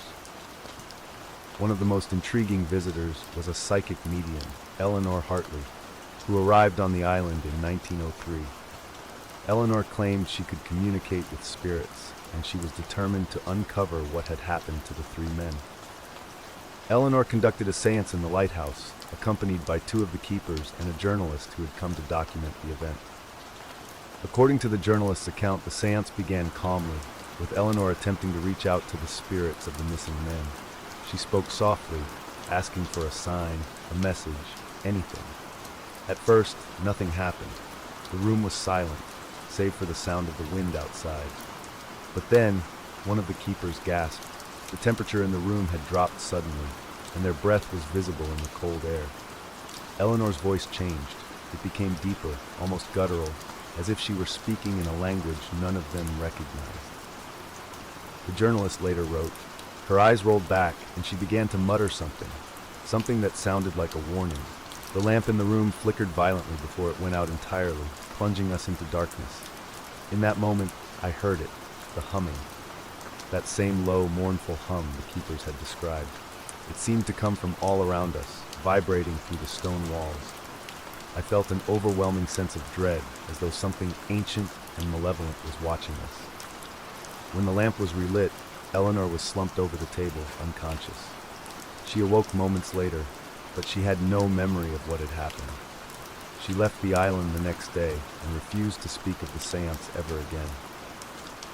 By the 1920s, the Flannan Isles lighthouse was fully automated, and no keepers were required to live on the island. But stories of strange occurrences persisted. Fishermen reported seeing lights moving around the island at night, long after the lighthouse was abandoned. Others claimed to hear faint voices carried on the wind, calling for help. In 1950, a group of hikers who had landed on the island described finding strange markings carved into the rocks near the lighthouse. The symbols were unfamiliar, resembling neither Gaelic nor any known language. The hikers left quickly, unnerved by the oppressive atmosphere of the island. To this day, the Flannan Isles remain shrouded in mystery. The lighthouse still stands, its automated light sweeping across the dark waters of the North Atlantic. Few dare to visit, and those who do often leave with stories of unease, of shadows that move on their own, of whispers that seem to come from nowhere. As the story of the Flannan Isles draws to a close, one question lingers. What really happened to Thomas Marshall, James Ducat, and Donald MacArthur? Were they victims of a tragic accident, their bodies claimed by the unforgiving sea? Or was their fate tied to something more sinister, something beyond human comprehension? Perhaps the answer lies buried beneath the wind-swept cliffs of the Flannan Isles. Or perhaps it's better not to know. As you drift off to sleep tonight, remember this. There are places in the world that defy explanation. The Flannan Isles are one of them. And somewhere out there on that lonely rock in the North Atlantic, the waves still crash, the wind still howls, and the mystery endures. Sweet dreams. In the decades following its automation, the Flannan Isles lighthouse became largely forgotten, a relic of the past. But in the 1980s, a man named Richard MacArthur, a distant relative of Donald MacArthur, one of the missing keepers, developed an obsessive curiosity about the mysterious disappearance. Richard, an amateur historian, had grown up hearing fragmented stories about his ancestors' fate. but the lack of closure haunted him. Richard's research led him to old records, including the logbooks, Edward Grayson's journal, and even the account of Eleanor Hartley, the psychic who had visited the island in 1903. The more he read, the more convinced he became that the truth was still hidden on the island itself. In the summer of 1984, Richard arranged a private expedition to the Flannan Isles. He hired a small fishing boat to take him there, bringing along a rudimentary recording device, a camera, and a notebook to document his findings. He planned to spend 2 nights alone on the island, something no one had dared to do since the lighthouse was automated. Richard arrived on the island in the late afternoon. The sea was calm, but the air carried an unnatural stillness. As he climbed the steep steps toward the lighthouse, he couldn't shake the feeling that he was being watched. The ruins of the keeper's quarters stood nearby, overgrown with moss and weeds, their windows shattered by decades of storms. Inside the lighthouse, Richard found the interior largely intact. The light mechanism, long since replaced by modern automation, stood motionless. Dust coated every surface, and the air smelled of salt and decay. That first evening, Richard explored the surrounding cliffs, taking photographs of the jagged rocks and the churning sea below. As the sun began to set, he noticed something strange. On the western side of the island, where the cliffs were steepest, he found a rusted iron railing partially bent and broken. It appeared to have been wrenched loose by an incredible force. Nearby, the grass was flattened, as though heavy footsteps had pressed it down. He recorded his observations in his notebook. The damage to the railing and the flattened grass suggests some kind of struggle or sudden movement. Could this be where the keepers fell or were pushed into the sea? But if that's the case, why would all 3 have been out here together? And why leave the lighthouse unattended? As night fell, Richard returned to the lighthouse and set up a small camp in the main room. The wind howled outside, rattling the windows, but the structure held firm. He fell asleep easily, exhausted from his journey. The second day passed uneventfully. Richard spent hours photographing the ruins and taking notes, but as the sun began to sink below the horizon, the atmosphere shifted. The wind died down, leaving an eerie silence that was broken only by the distant crash of waves. That night, Richard was awoken by a faint sound. At first, he thought it was the wind again, but as he listened closer, he realized it wasn't the wind at all. It was a low, rhythmic humming, just as Edward Grayson had described in his journal nearly a century earlier. Richard grabbed his recording device and began to document the sound. It seemed to grow louder as he moved through the lighthouse, as though it were emanating from the walls themselves. The deeper he ventured into the structure, the more oppressive the atmosphere became. When he reached the base of the lighthouse's spiral staircase, he froze. There, scratched into the stone floor, were strange symbols, similar to the ones described by hikers in the 1950s. The symbols seemed to form a spiral pattern, pulling his gaze inward. He felt a sudden wave of dizziness, as though the floor beneath him were tilting. In his notebook, he later wrote, "The symbols, they seem ancient, far older than the lighthouse itself.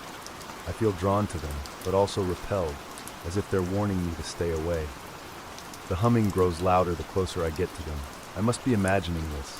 It has to be the wind, or the stress of being alone out here. But why do I feel like I'm being watched?"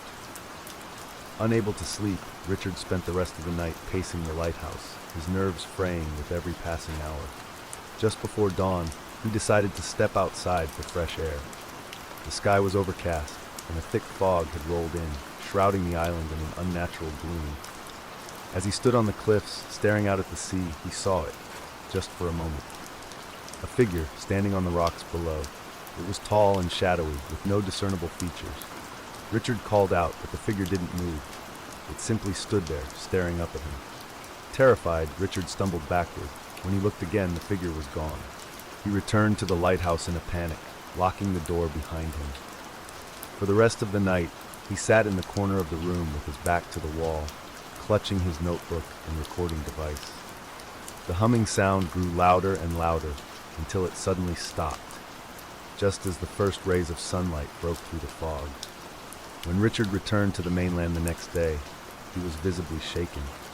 He refused to speak of what he had experienced on the island, and he seemed to age overnight. Friends and family noticed that he became withdrawn, plagued by nightmares and paranoia.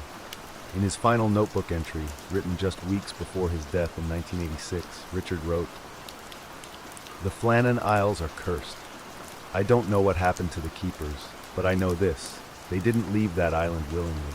There's something there, something ancient, something that doesn't belong in this world, and it's still waiting." Richard's notebook and recordings were later donated to a museum, but the audio device was found to have been damaged by seawater. The tape inside was warped and unplayable.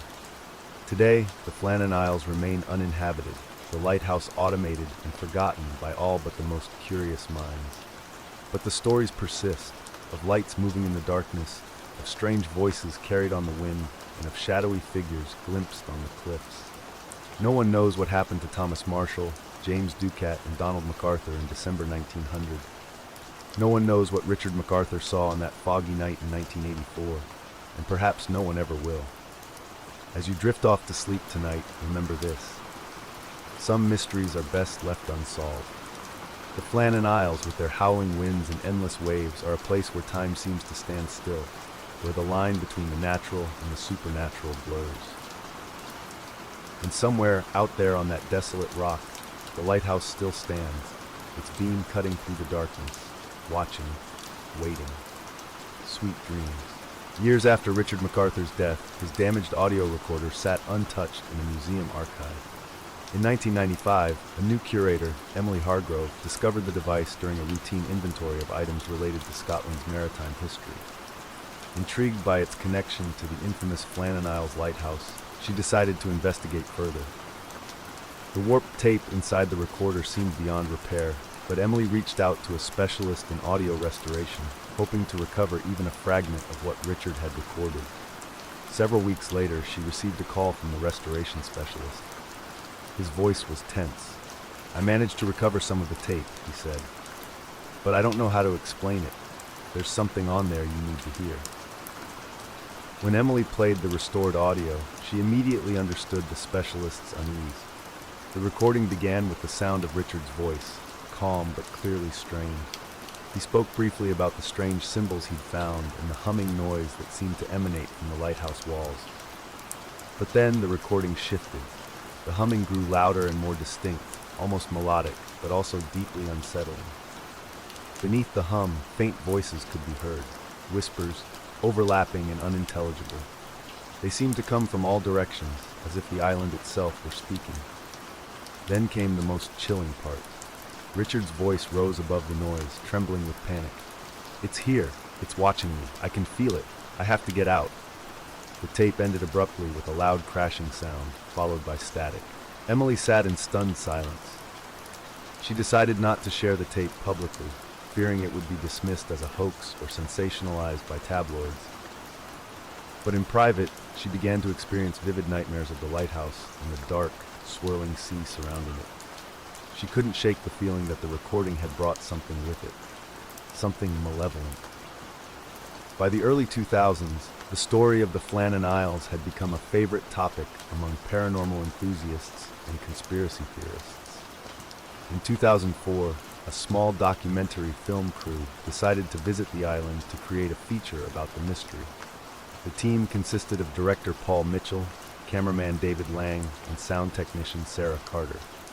All three were skeptical of the supernatural, but eager to uncover the truth behind the legend. The crew arrived on the island on a bright summer morning, the sky clear and the sea calm. They spent the first day filming scenic shots of the lighthouse and its surroundings, marveling at the desolate beauty of the place. But as evening fell, the mood began to shift. While setting up a camera near the western cliffs, David noticed something strange in the footage, a faint, flickering light moving across the rocks below. At first, he thought it was a reflection, but when he looked out with his own eyes, there was nothing there. He dismissed it as a technical glitch, though it left him feeling uneasy. That night, as the crew reviewed their footage inside the lighthouse, the humming began. At first, it was barely audible, like the distant drone of the wind, but as the hours passed, it grew louder, reverberating through the walls. Sarah, the sound technician, tried to locate its source, but found nothing. The crew joked nervously, trying to brush it off as part of the island's strange acoustics. But deep down, they all felt the same creeping dread. The second night on the island was worse. The humming returned, accompanied by faint whispers that seemed to come from the cliffs. Paul, the director, insisted they investigate, hoping it would make for compelling footage. Armed with flashlights and cameras, the crew ventured into the darkness. As they approached the western cliffs, Sarah spotted something that made her blood run cold: fresh footprints in the damp grass. The prints were large and barefoot, and they led toward the edge of the cliff before disappearing entirely. David, growing increasingly agitated, began shouting into the night, "Who's out there? Show yourself!" His voice echoed into the void, but there was no response. Then suddenly, the whispers stopped.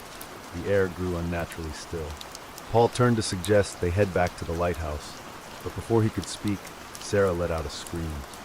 A shadowy figure was standing on the cliff's edge, silhouetted against the faint glow of the moon. It didn't move. It simply stood there, watching them. Paul shone his flashlight toward the figure, but the beam seemed to pass right through it. In an instant, the figure was gone. The crew ran back to the lighthouse, their nerves shattered. That night, none of them slept. The humming continued, louder than ever, and the walls of the lighthouse seemed to tremble with its intensity. Sarah began to mutter to herself, claiming she could hear voices calling her name. David refused to speak at all, staring blankly at the door as if expecting it to burst open at any moment. By dawn, the crew had decided to leave the island. They packed their equipment in silence, avoiding each other's eyes. But as they prepared to board their boat, they realized Sarah was missing. Paul and David searched the island frantically, shouting her name, but there was no sign of her. Her equipment was still inside the lighthouse, her flashlight lying abandoned on the steps. The only clue was a single set of footprints leading toward the western cliffs and stopping abruptly at the edge. Authorities were called and a search was conducted, but Sarah was never found. Paul and David, traumatized by the experience, refused to speak publicly about what had happened.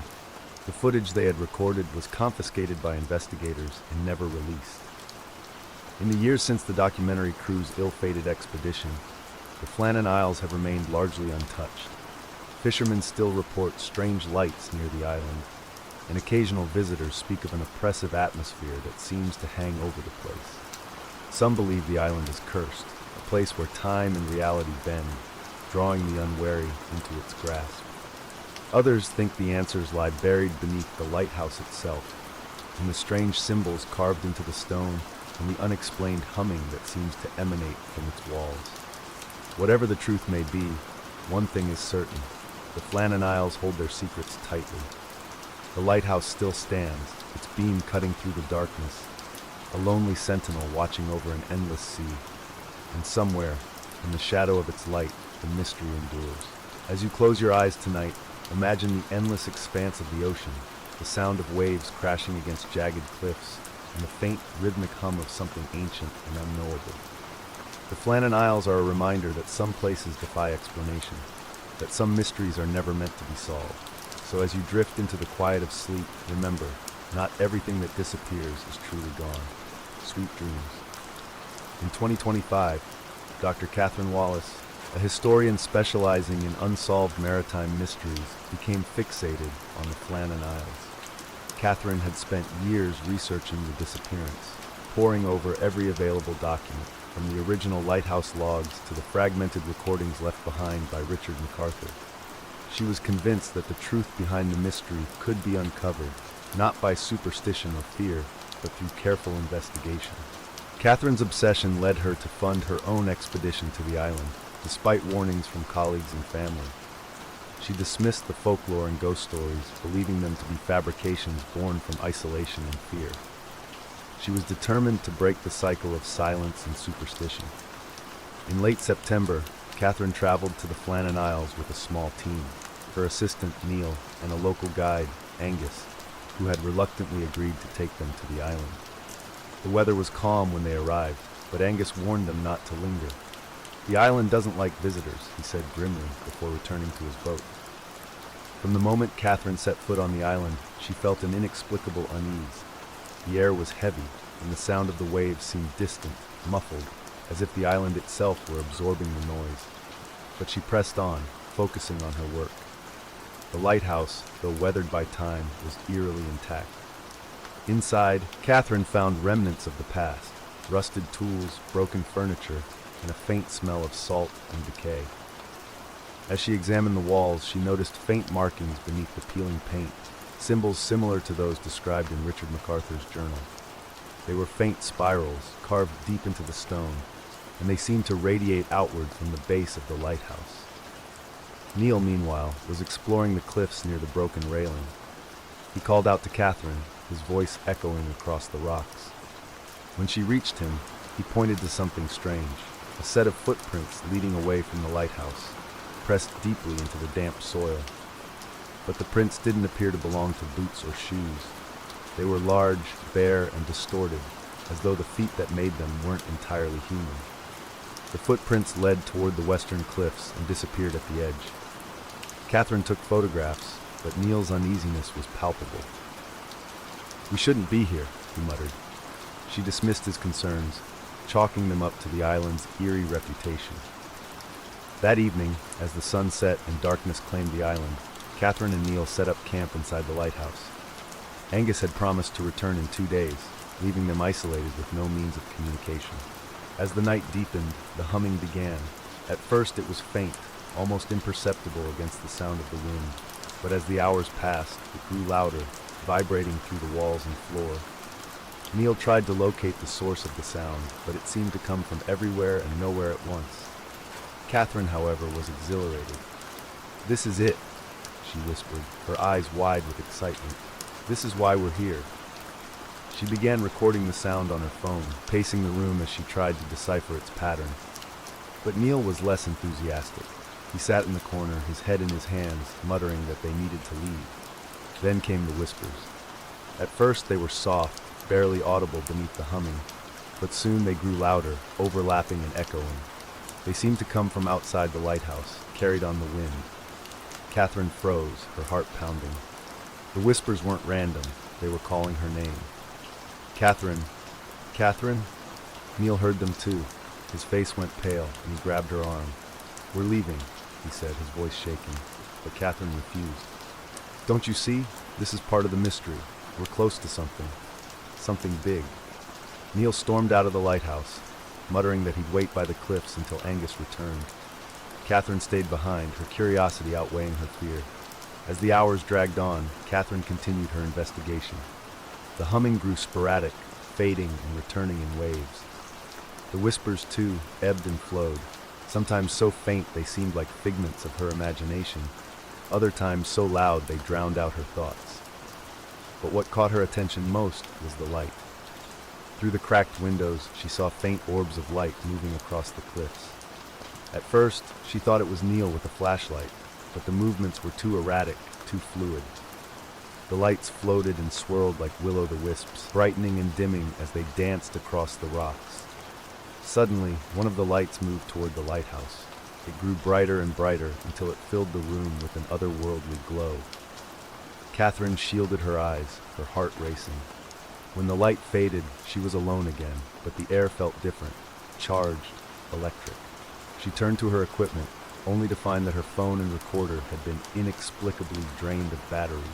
Her notes, which she had left on the table, now lay scattered across the floor, as if swept by an unseen hand. By dawn, Neil hadn't returned to the lighthouse. Catherine ventured toward the cliffs, calling his name, but there was no response. When she reached the western edge, she found his backpack lying abandoned near the broken railing. There were no footprints, no signs of a struggle, just the endless expanse of the sea below. Panicking, Catherine ran back to the lighthouse and waited for Angus. The hours felt like days, and the island seemed to grow more oppressive with each passing moment. The humming had stopped, but the silence was worse. It felt alive, as though the island itself were watching her. When Angus finally arrived, Catherine was a shadow of herself. She babbled incoherently about lights and whispers, about symbols and footprints. But when Angus asked where Neil was, she could only shake her head. "The island took him," she whispered, "just like the others." Catherine returned to the mainland, but she was never the same. Her family and colleagues noticed her descent into paranoia and obsession. She spent her remaining days locked in her study, surrounded by maps and photographs of the Flannan Isles. She claimed to hear the humming at night, even miles away from the sea. In her final notebook entry, written shortly before her disappearance in 2027, Catherine wrote, "The Flannan Isles are not a place. They are a doorway. Whatever happened to the keepers in 1900, whatever happened to Neil, it's not over. The island calls to those who seek it. And once it calls you, it never lets go." Catherine vanished without a trace, her study left undisturbed. The only clue was a single photograph found on her desk, a blurry image of the lighthouse with faint orbs of light hovering above it. Today, the Flannan Isles remain uninhabited, their secrets buried beneath time and tide. But those who dare to approach the island speak of the same phenomena, humming in the air, whispers on the wind, and lights that move in the darkness. The lighthouse still stands, its beam cutting through the fog, a lonely sentinel on the edge of the world. And somewhere in the shadows of its light, the island waits for the next soul brave enough or foolish enough to seek its secrets. As you close your eyes tonight, remember, some mysteries are not meant to be solved. Sweet dreams. The Woman in the Window, a true story of the Watcher. In the quiet town of Westfield, New Jersey, nestled among tree-lined streets and picturesque homes, there exists a house with a story that chills to the bone. This is a true account, though some details have been softened for the sake of storytelling. If you ever find yourself in the grip of unease tonight, just remember, this happened. It was a warm June evening in 2014 when Derek and Maria Broaddus first stepped into what they thought would be their dream home. They had just purchased a stunning 6-bedroom house on Boulevard Street, a property that seemed to radiate warmth and promise. The neighborhood was idyllic. Children played in the yards, neighbors waved as they passed, and the air was filled with the scent of fresh-cut grass. Derek had worked tirelessly to afford the $1.3 million price tag. For him, it was proof that all his hard work had paid off. Their 3 children were delighted by the spacious rooms, and Maria was already imagining the family dinners they'd host in the grand dining room. Everything felt perfect. But perfection, as they would soon learn, is often fleeting. It was only 3 days after they closed on the house when the first letter arrived. Derek had been painting the walls in the living room when he decided to check the mailbox. Among the usual assortment of bills and advertisements was a thick white envelope addressed simply to the new owner. Curious, Derek opened it. The letter, written in an elegant yet unsettling script, began innocuously enough. "Dearest new neighbors, welcome to 6 and 57 Boulevard. Allow me to introduce myself. I am the Watcher. This house has been the subject of my family for decades, and as its rightful guardian, I feel it is my duty to welcome you." Derek paused, unsure of what to make of it. Was this some sort of overzealous neighborhood association member? He continued reading. 6657 Boulevard has been the object of my obsession for as long as I can remember. My grandfather watched the house in the 1920s and my father in the 1960s. Now it is my turn. Do you know the history of the house? Do you know what lies within its walls? Why are you here? The letter grew more unsettling as it went on. You have children, don't you? I've seen them. Oh, how I've seen them. Do they play in the yard? Or perhaps in the basement, where they are out of earshot? It must be so easy to lure them closer. I am pleased to know their names, though I am still learning who is who. Soon, I will know everything about you. The letter ended with a chilling sign-off. Welcome once again to 657 Boulevard. I look forward to watching. Derek was shaken, but tried to rationalize the letter. Surely it was just a prank from a bored neighbor. When Maria read it later that night, her reaction was far more visceral. She insisted they contact the police immediately. The police came, took the letter, and promised to investigate. But their reassurances did little to calm the couple. That night, Derek and Maria lay awake in their new bedroom, every creak of the house amplified by their growing paranoia. Days passed, and the Broadduses tried to move forward. They met a few neighbors who seemed polite but distant. The children played in the yard, though Maria couldn't shake the feeling that someone was always watching. Then, the second letter arrived. This time, the envelope was addressed by name, to the Broaddus family. Inside, the tone was even more threatening. I see you've moved in. The house is already coming alive with your presence. But be careful. 657 Boulevard belongs to me. It always has. The watcher then listed details about the family that made their blood run cold. He or she knew the nicknames they called their children. They described where each child slept, down to the placement of their beds. The walls of 657 Boulevard whisper to me. They tell me your secrets. Do you know what lives within them? Have you found it yet? The Broadduses had had enough. They stopped bringing their children to the house and began staying with Maria's parents. Derek installed cameras around the property and hired a private investigator, but no one could identify the watcher.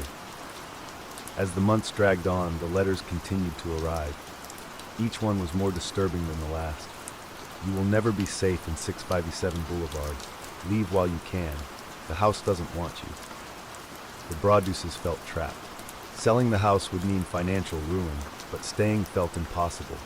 Even when the house sat empty, the letters kept coming. The watcher seemed to know their every move. You think you can escape me? You cannot. The house will always call you back. To this day, the identity of the watcher has never been discovered. The Broadduses eventually sold the house at a significant loss. The new owners have not reported receiving any letters, but the story lingers like a shadow over 657 Boulevard. Was the watcher a disgruntled neighbor, a previous owner with a twisted sense of justice? Or was it something far darker, a malevolent force tied to the house itself? No one knows. What is certain is that the watcher's words echo in the minds of the Broaddus family. 657 Boulevard is mine, and I am always watching. Final reflection. As you drift to sleep tonight, remember, some mysteries are never solved. The world is full of strange and inexplicable events, and every house has its secrets. Perhaps yours does too. Perhaps even now there is someone or something watching. Good night and sleep well. Even after leaving 657 Boulevard, the Broaddus family couldn't escape its shadow. Maria often woke up in a cold sweat, dreaming of shadowy figures standing at the foot of her bed. Derek became withdrawn and irritable, consumed by the mystery of the watcher. He spent hours poring over old documents about the house, obsessively researching its history and its previous owners. One night, while scrolling through endless archived articles, Derek stumbled upon something strange. In the 1940s, a local newspaper had run a story about a young boy who'd gone missing on Boulevard Street. The last place he was seen, playing in the yard of 657 Boulevard. The boy was never found, and the case went cold.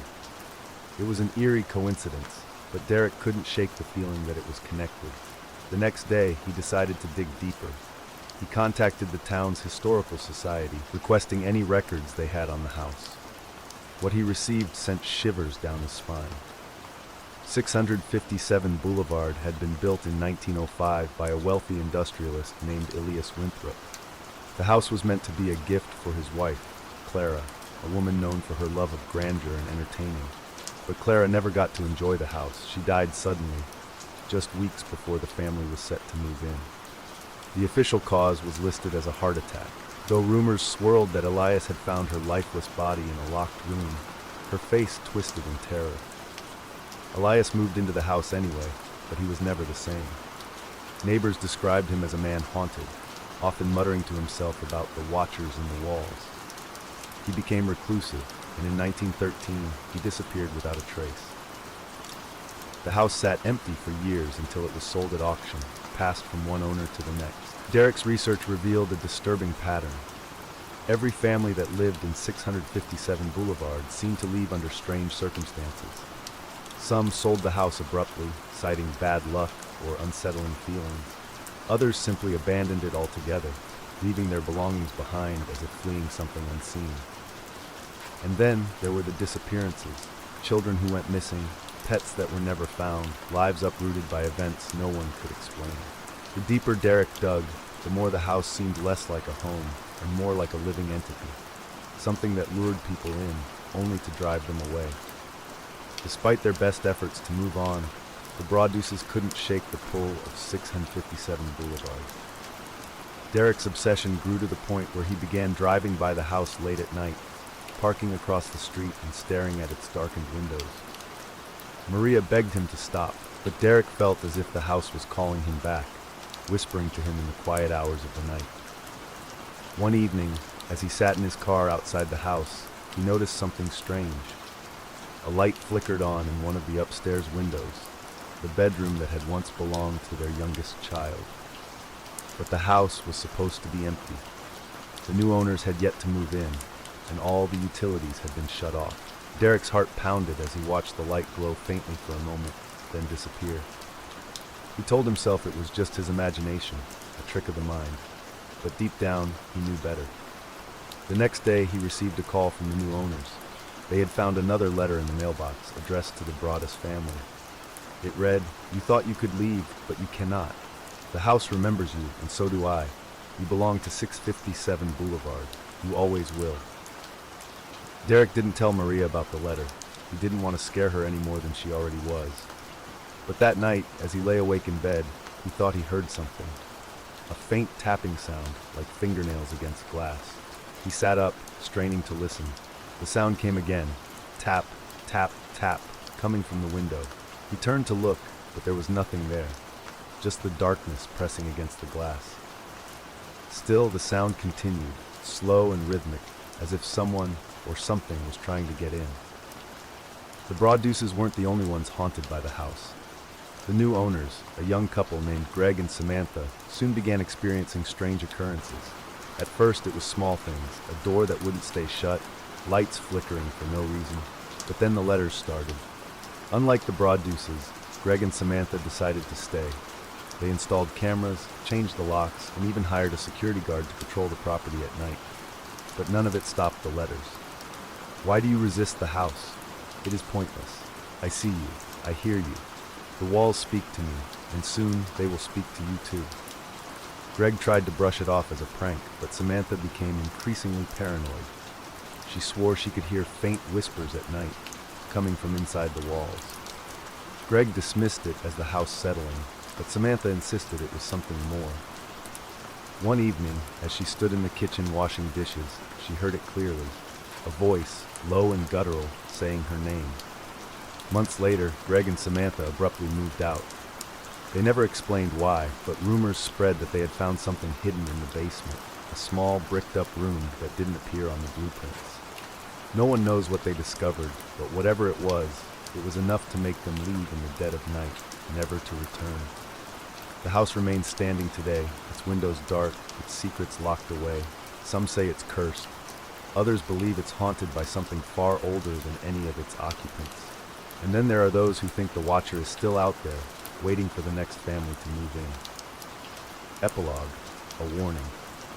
As you lie in bed tonight, listening to the quiet hum of your home, take a moment to think about the walls around you. What stories do they hold? What have they witnessed? And if you hear a faint tapping at your window or a whisper in the dark, remember the Broaduses story. Some houses are more than just wood and brick. Some houses are alive. Good night and sweet dreams. Months passed after Greg and Samantha fled the house, but the watcher didn't stay silent for long. The property sat vacant once again, and the real estate agents tasked with selling it began receiving letters. They were less personal this time, but no less chilling. "You cannot escape me. You cannot escape this house. No one can." The agents tried to keep the letters quiet, fearing they'd scare off potential buyers. But word got out, as it always does. Boulevard Street became a spectacle, with curious onlookers slowing their cars to gawk at the house. Some even took pictures of the windows, hoping to catch a glimpse of something or someone inside. One day, a group of teenagers dared each other to sneak onto the property. Armed with flashlights and bravado, they crept around the back of the house, laughing nervously as they peered into the windows. The laughter stopped when one of them noticed something in the upstairs window, a shadowy figure standing perfectly still, watching them. They ran, leaving their flashlights behind. The story of 657 Boulevard eventually caught the attention of a journalist named Emily Graves, a writer for a small investigative magazine. Emily had a fascination with unsolved mysteries and urban legends, and The Watcher seemed like the perfect story to dig into.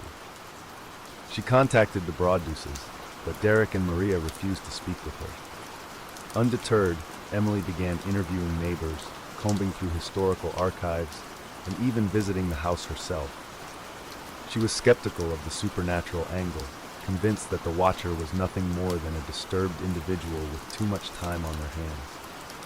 But as she delved deeper, Emily began to notice something strange. Patterns emerged in the letters, references to the house's architecture, cryptic mentions of what lies beneath, and repeated warnings to listen to the walls. She became obsessed, poring over blueprints and property records late into the night. It was during one of these sleepless nights that Emily received her own letter. It was left on her car windshield, written in the same elegant script as the watcher's letters to the Broaddeuces. "You should stop while you can. The house doesn't like prying eyes." For the first time, Emily felt afraid. She told herself it was just someone trying to scare her, maybe a local who didn't want the story gaining more attention. But deep down, she couldn't shake the feeling that she was being watched. Determined to uncover the truth, Emily decided to do what no one else had dared. She broke into 657 Boulevard. It was late at night, and the street was deserted. Armed with a flashlight and a crowbar, she pried open a basement window and slipped inside. The air was heavy and damp, carrying the faint smell of mildew. The basement was cluttered with old furniture, boxes, and forgotten belongings left behind by previous owners. As she moved deeper into the room, her flashlight flickered, casting long, unsettling shadows on the walls. That's when she saw it. A small door, barely 3 feet high, hidden behind a stack of crates. It was old and weathered, with a rusted iron handle. This wasn't on the blueprints. Emily's heart raced as she reached out to open it, but the door wouldn't budge. It was locked from the inside. She pressed her ear to the wood, straining to hear anything on the other side. For a moment, there was only silence, and then a faint scratching sound, like nails dragging across the other side of the door. Emily stumbled backward, her flashlight clattering to the ground. She grabbed it and ran, her footsteps echoing through the empty house. She didn't stop running until she was back in her car, her hands trembling as she fumbled with the keys. She never went back. After her experience in the basement, Emily abandoned the story. She deleted her notes, stopped responding to calls, and refused to speak to anyone about 657 Boulevard. Her colleagues noticed a change in her. She became jumpy, paranoid, and withdrawn. One night, a neighbor found her sitting on her front porch, staring blankly into the darkness. When they asked if she was okay, Emily simply muttered, "It's not the house, it's what's inside it." A week later, she quit her job and moved out of town. No one ever heard from her again. Despite its dark history, 657 Boulevard eventually found new owners. A young couple named Rachel and Peter, drawn in by the low price and the house's undeniable charm. They had heard the rumors but dismissed them as small-town superstition. After all, they didn't believe in ghosts or curses. For the first few weeks, everything seemed fine. They repainted the walls, planted flowers in the garden, and even hosted a housewarming party. But then, the letters started again. "Welcome back to 6657 Boulevard. I see you've made some changes. The house doesn't like that." Rachel laughed it off at first, but Peter couldn't ignore the growing sense of unease.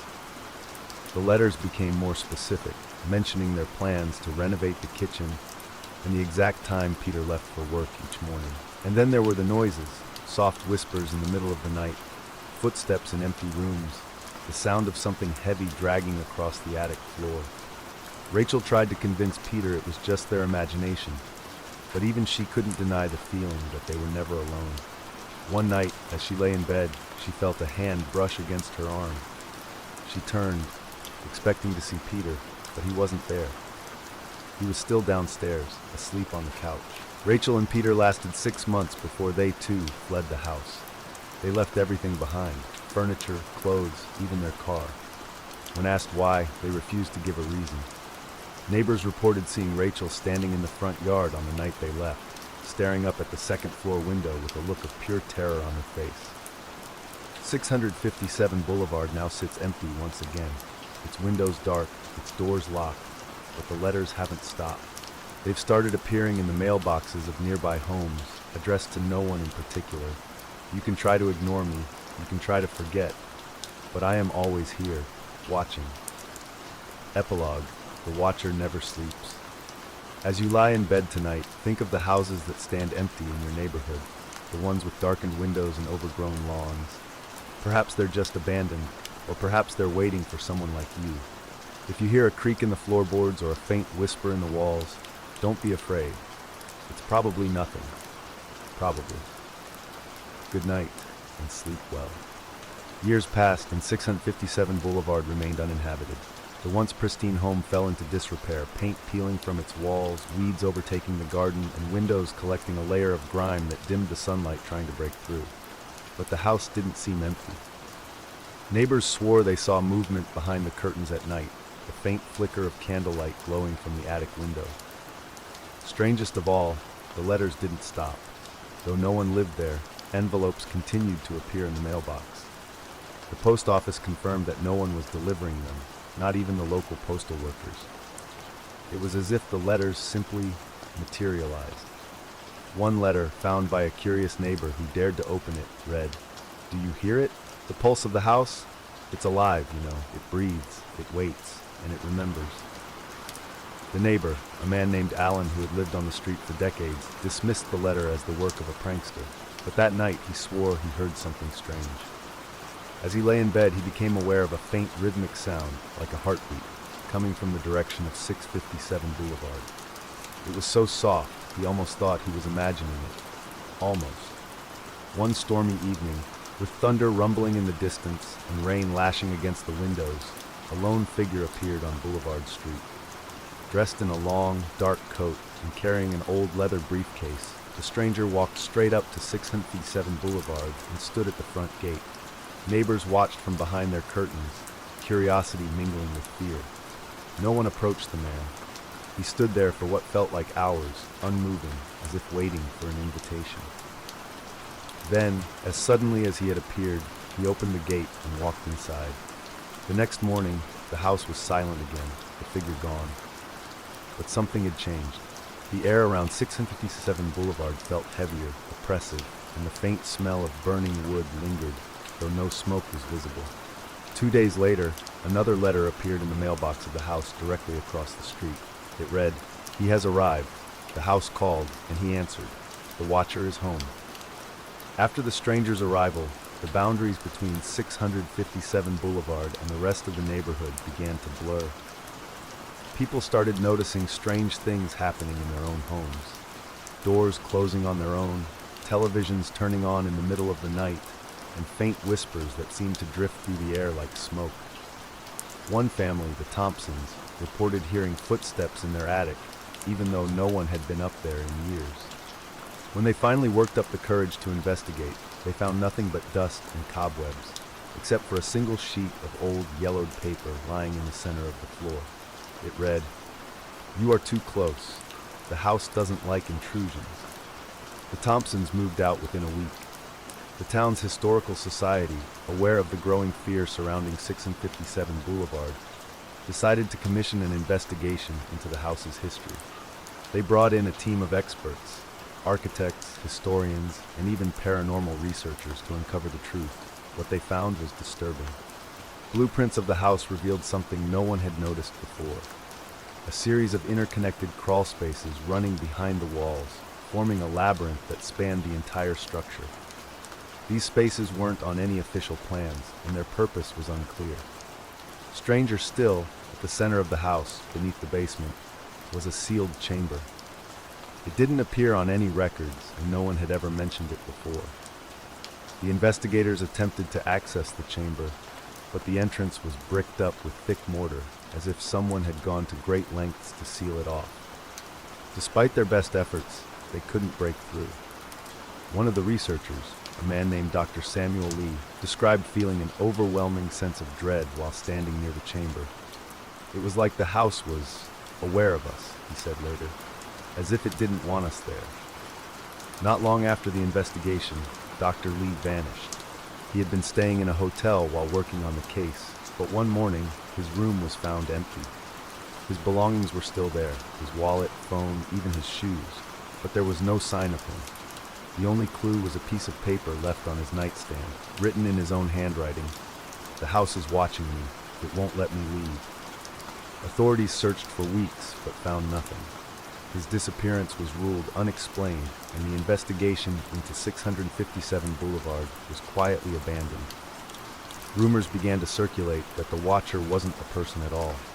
Some believed it was the spirit of Clara Winthrop, the woman who had died before she could move into the house.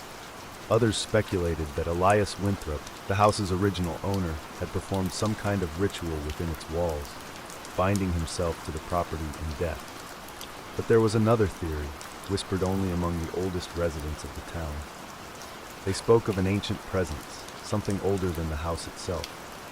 Long before the town existed, the land where 657 Boulevard stood was said to be cursed.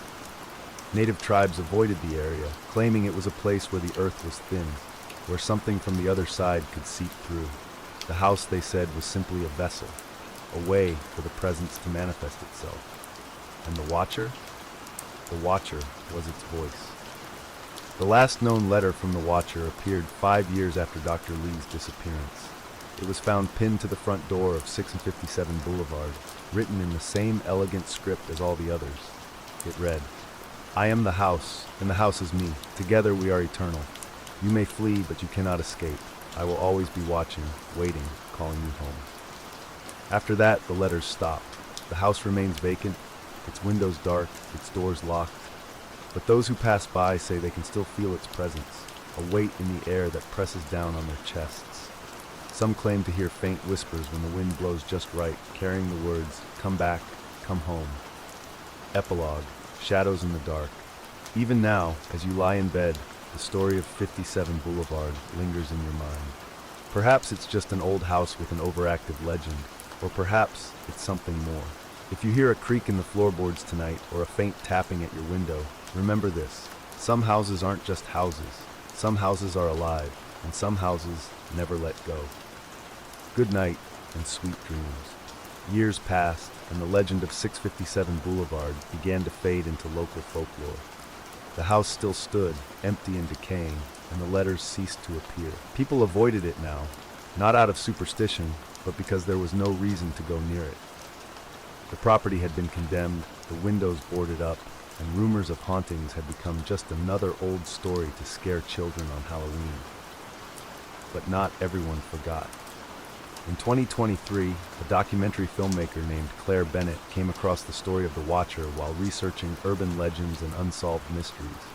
Claire was known for her unflinching dives into dark and unsettling subjects, and she immediately sensed that there was something different about this case. The letters, the disappearances, the strange architecture of the house, all of it pointed to something deeper than a mere prank or haunting. Determined to find the truth, Claire assembled a small team of researchers, including a historian, a paranormal investigator, and a structural engineer. With permission from the city, they gained access to 657 Boulevard for the first time in years. The house greeted them with silence.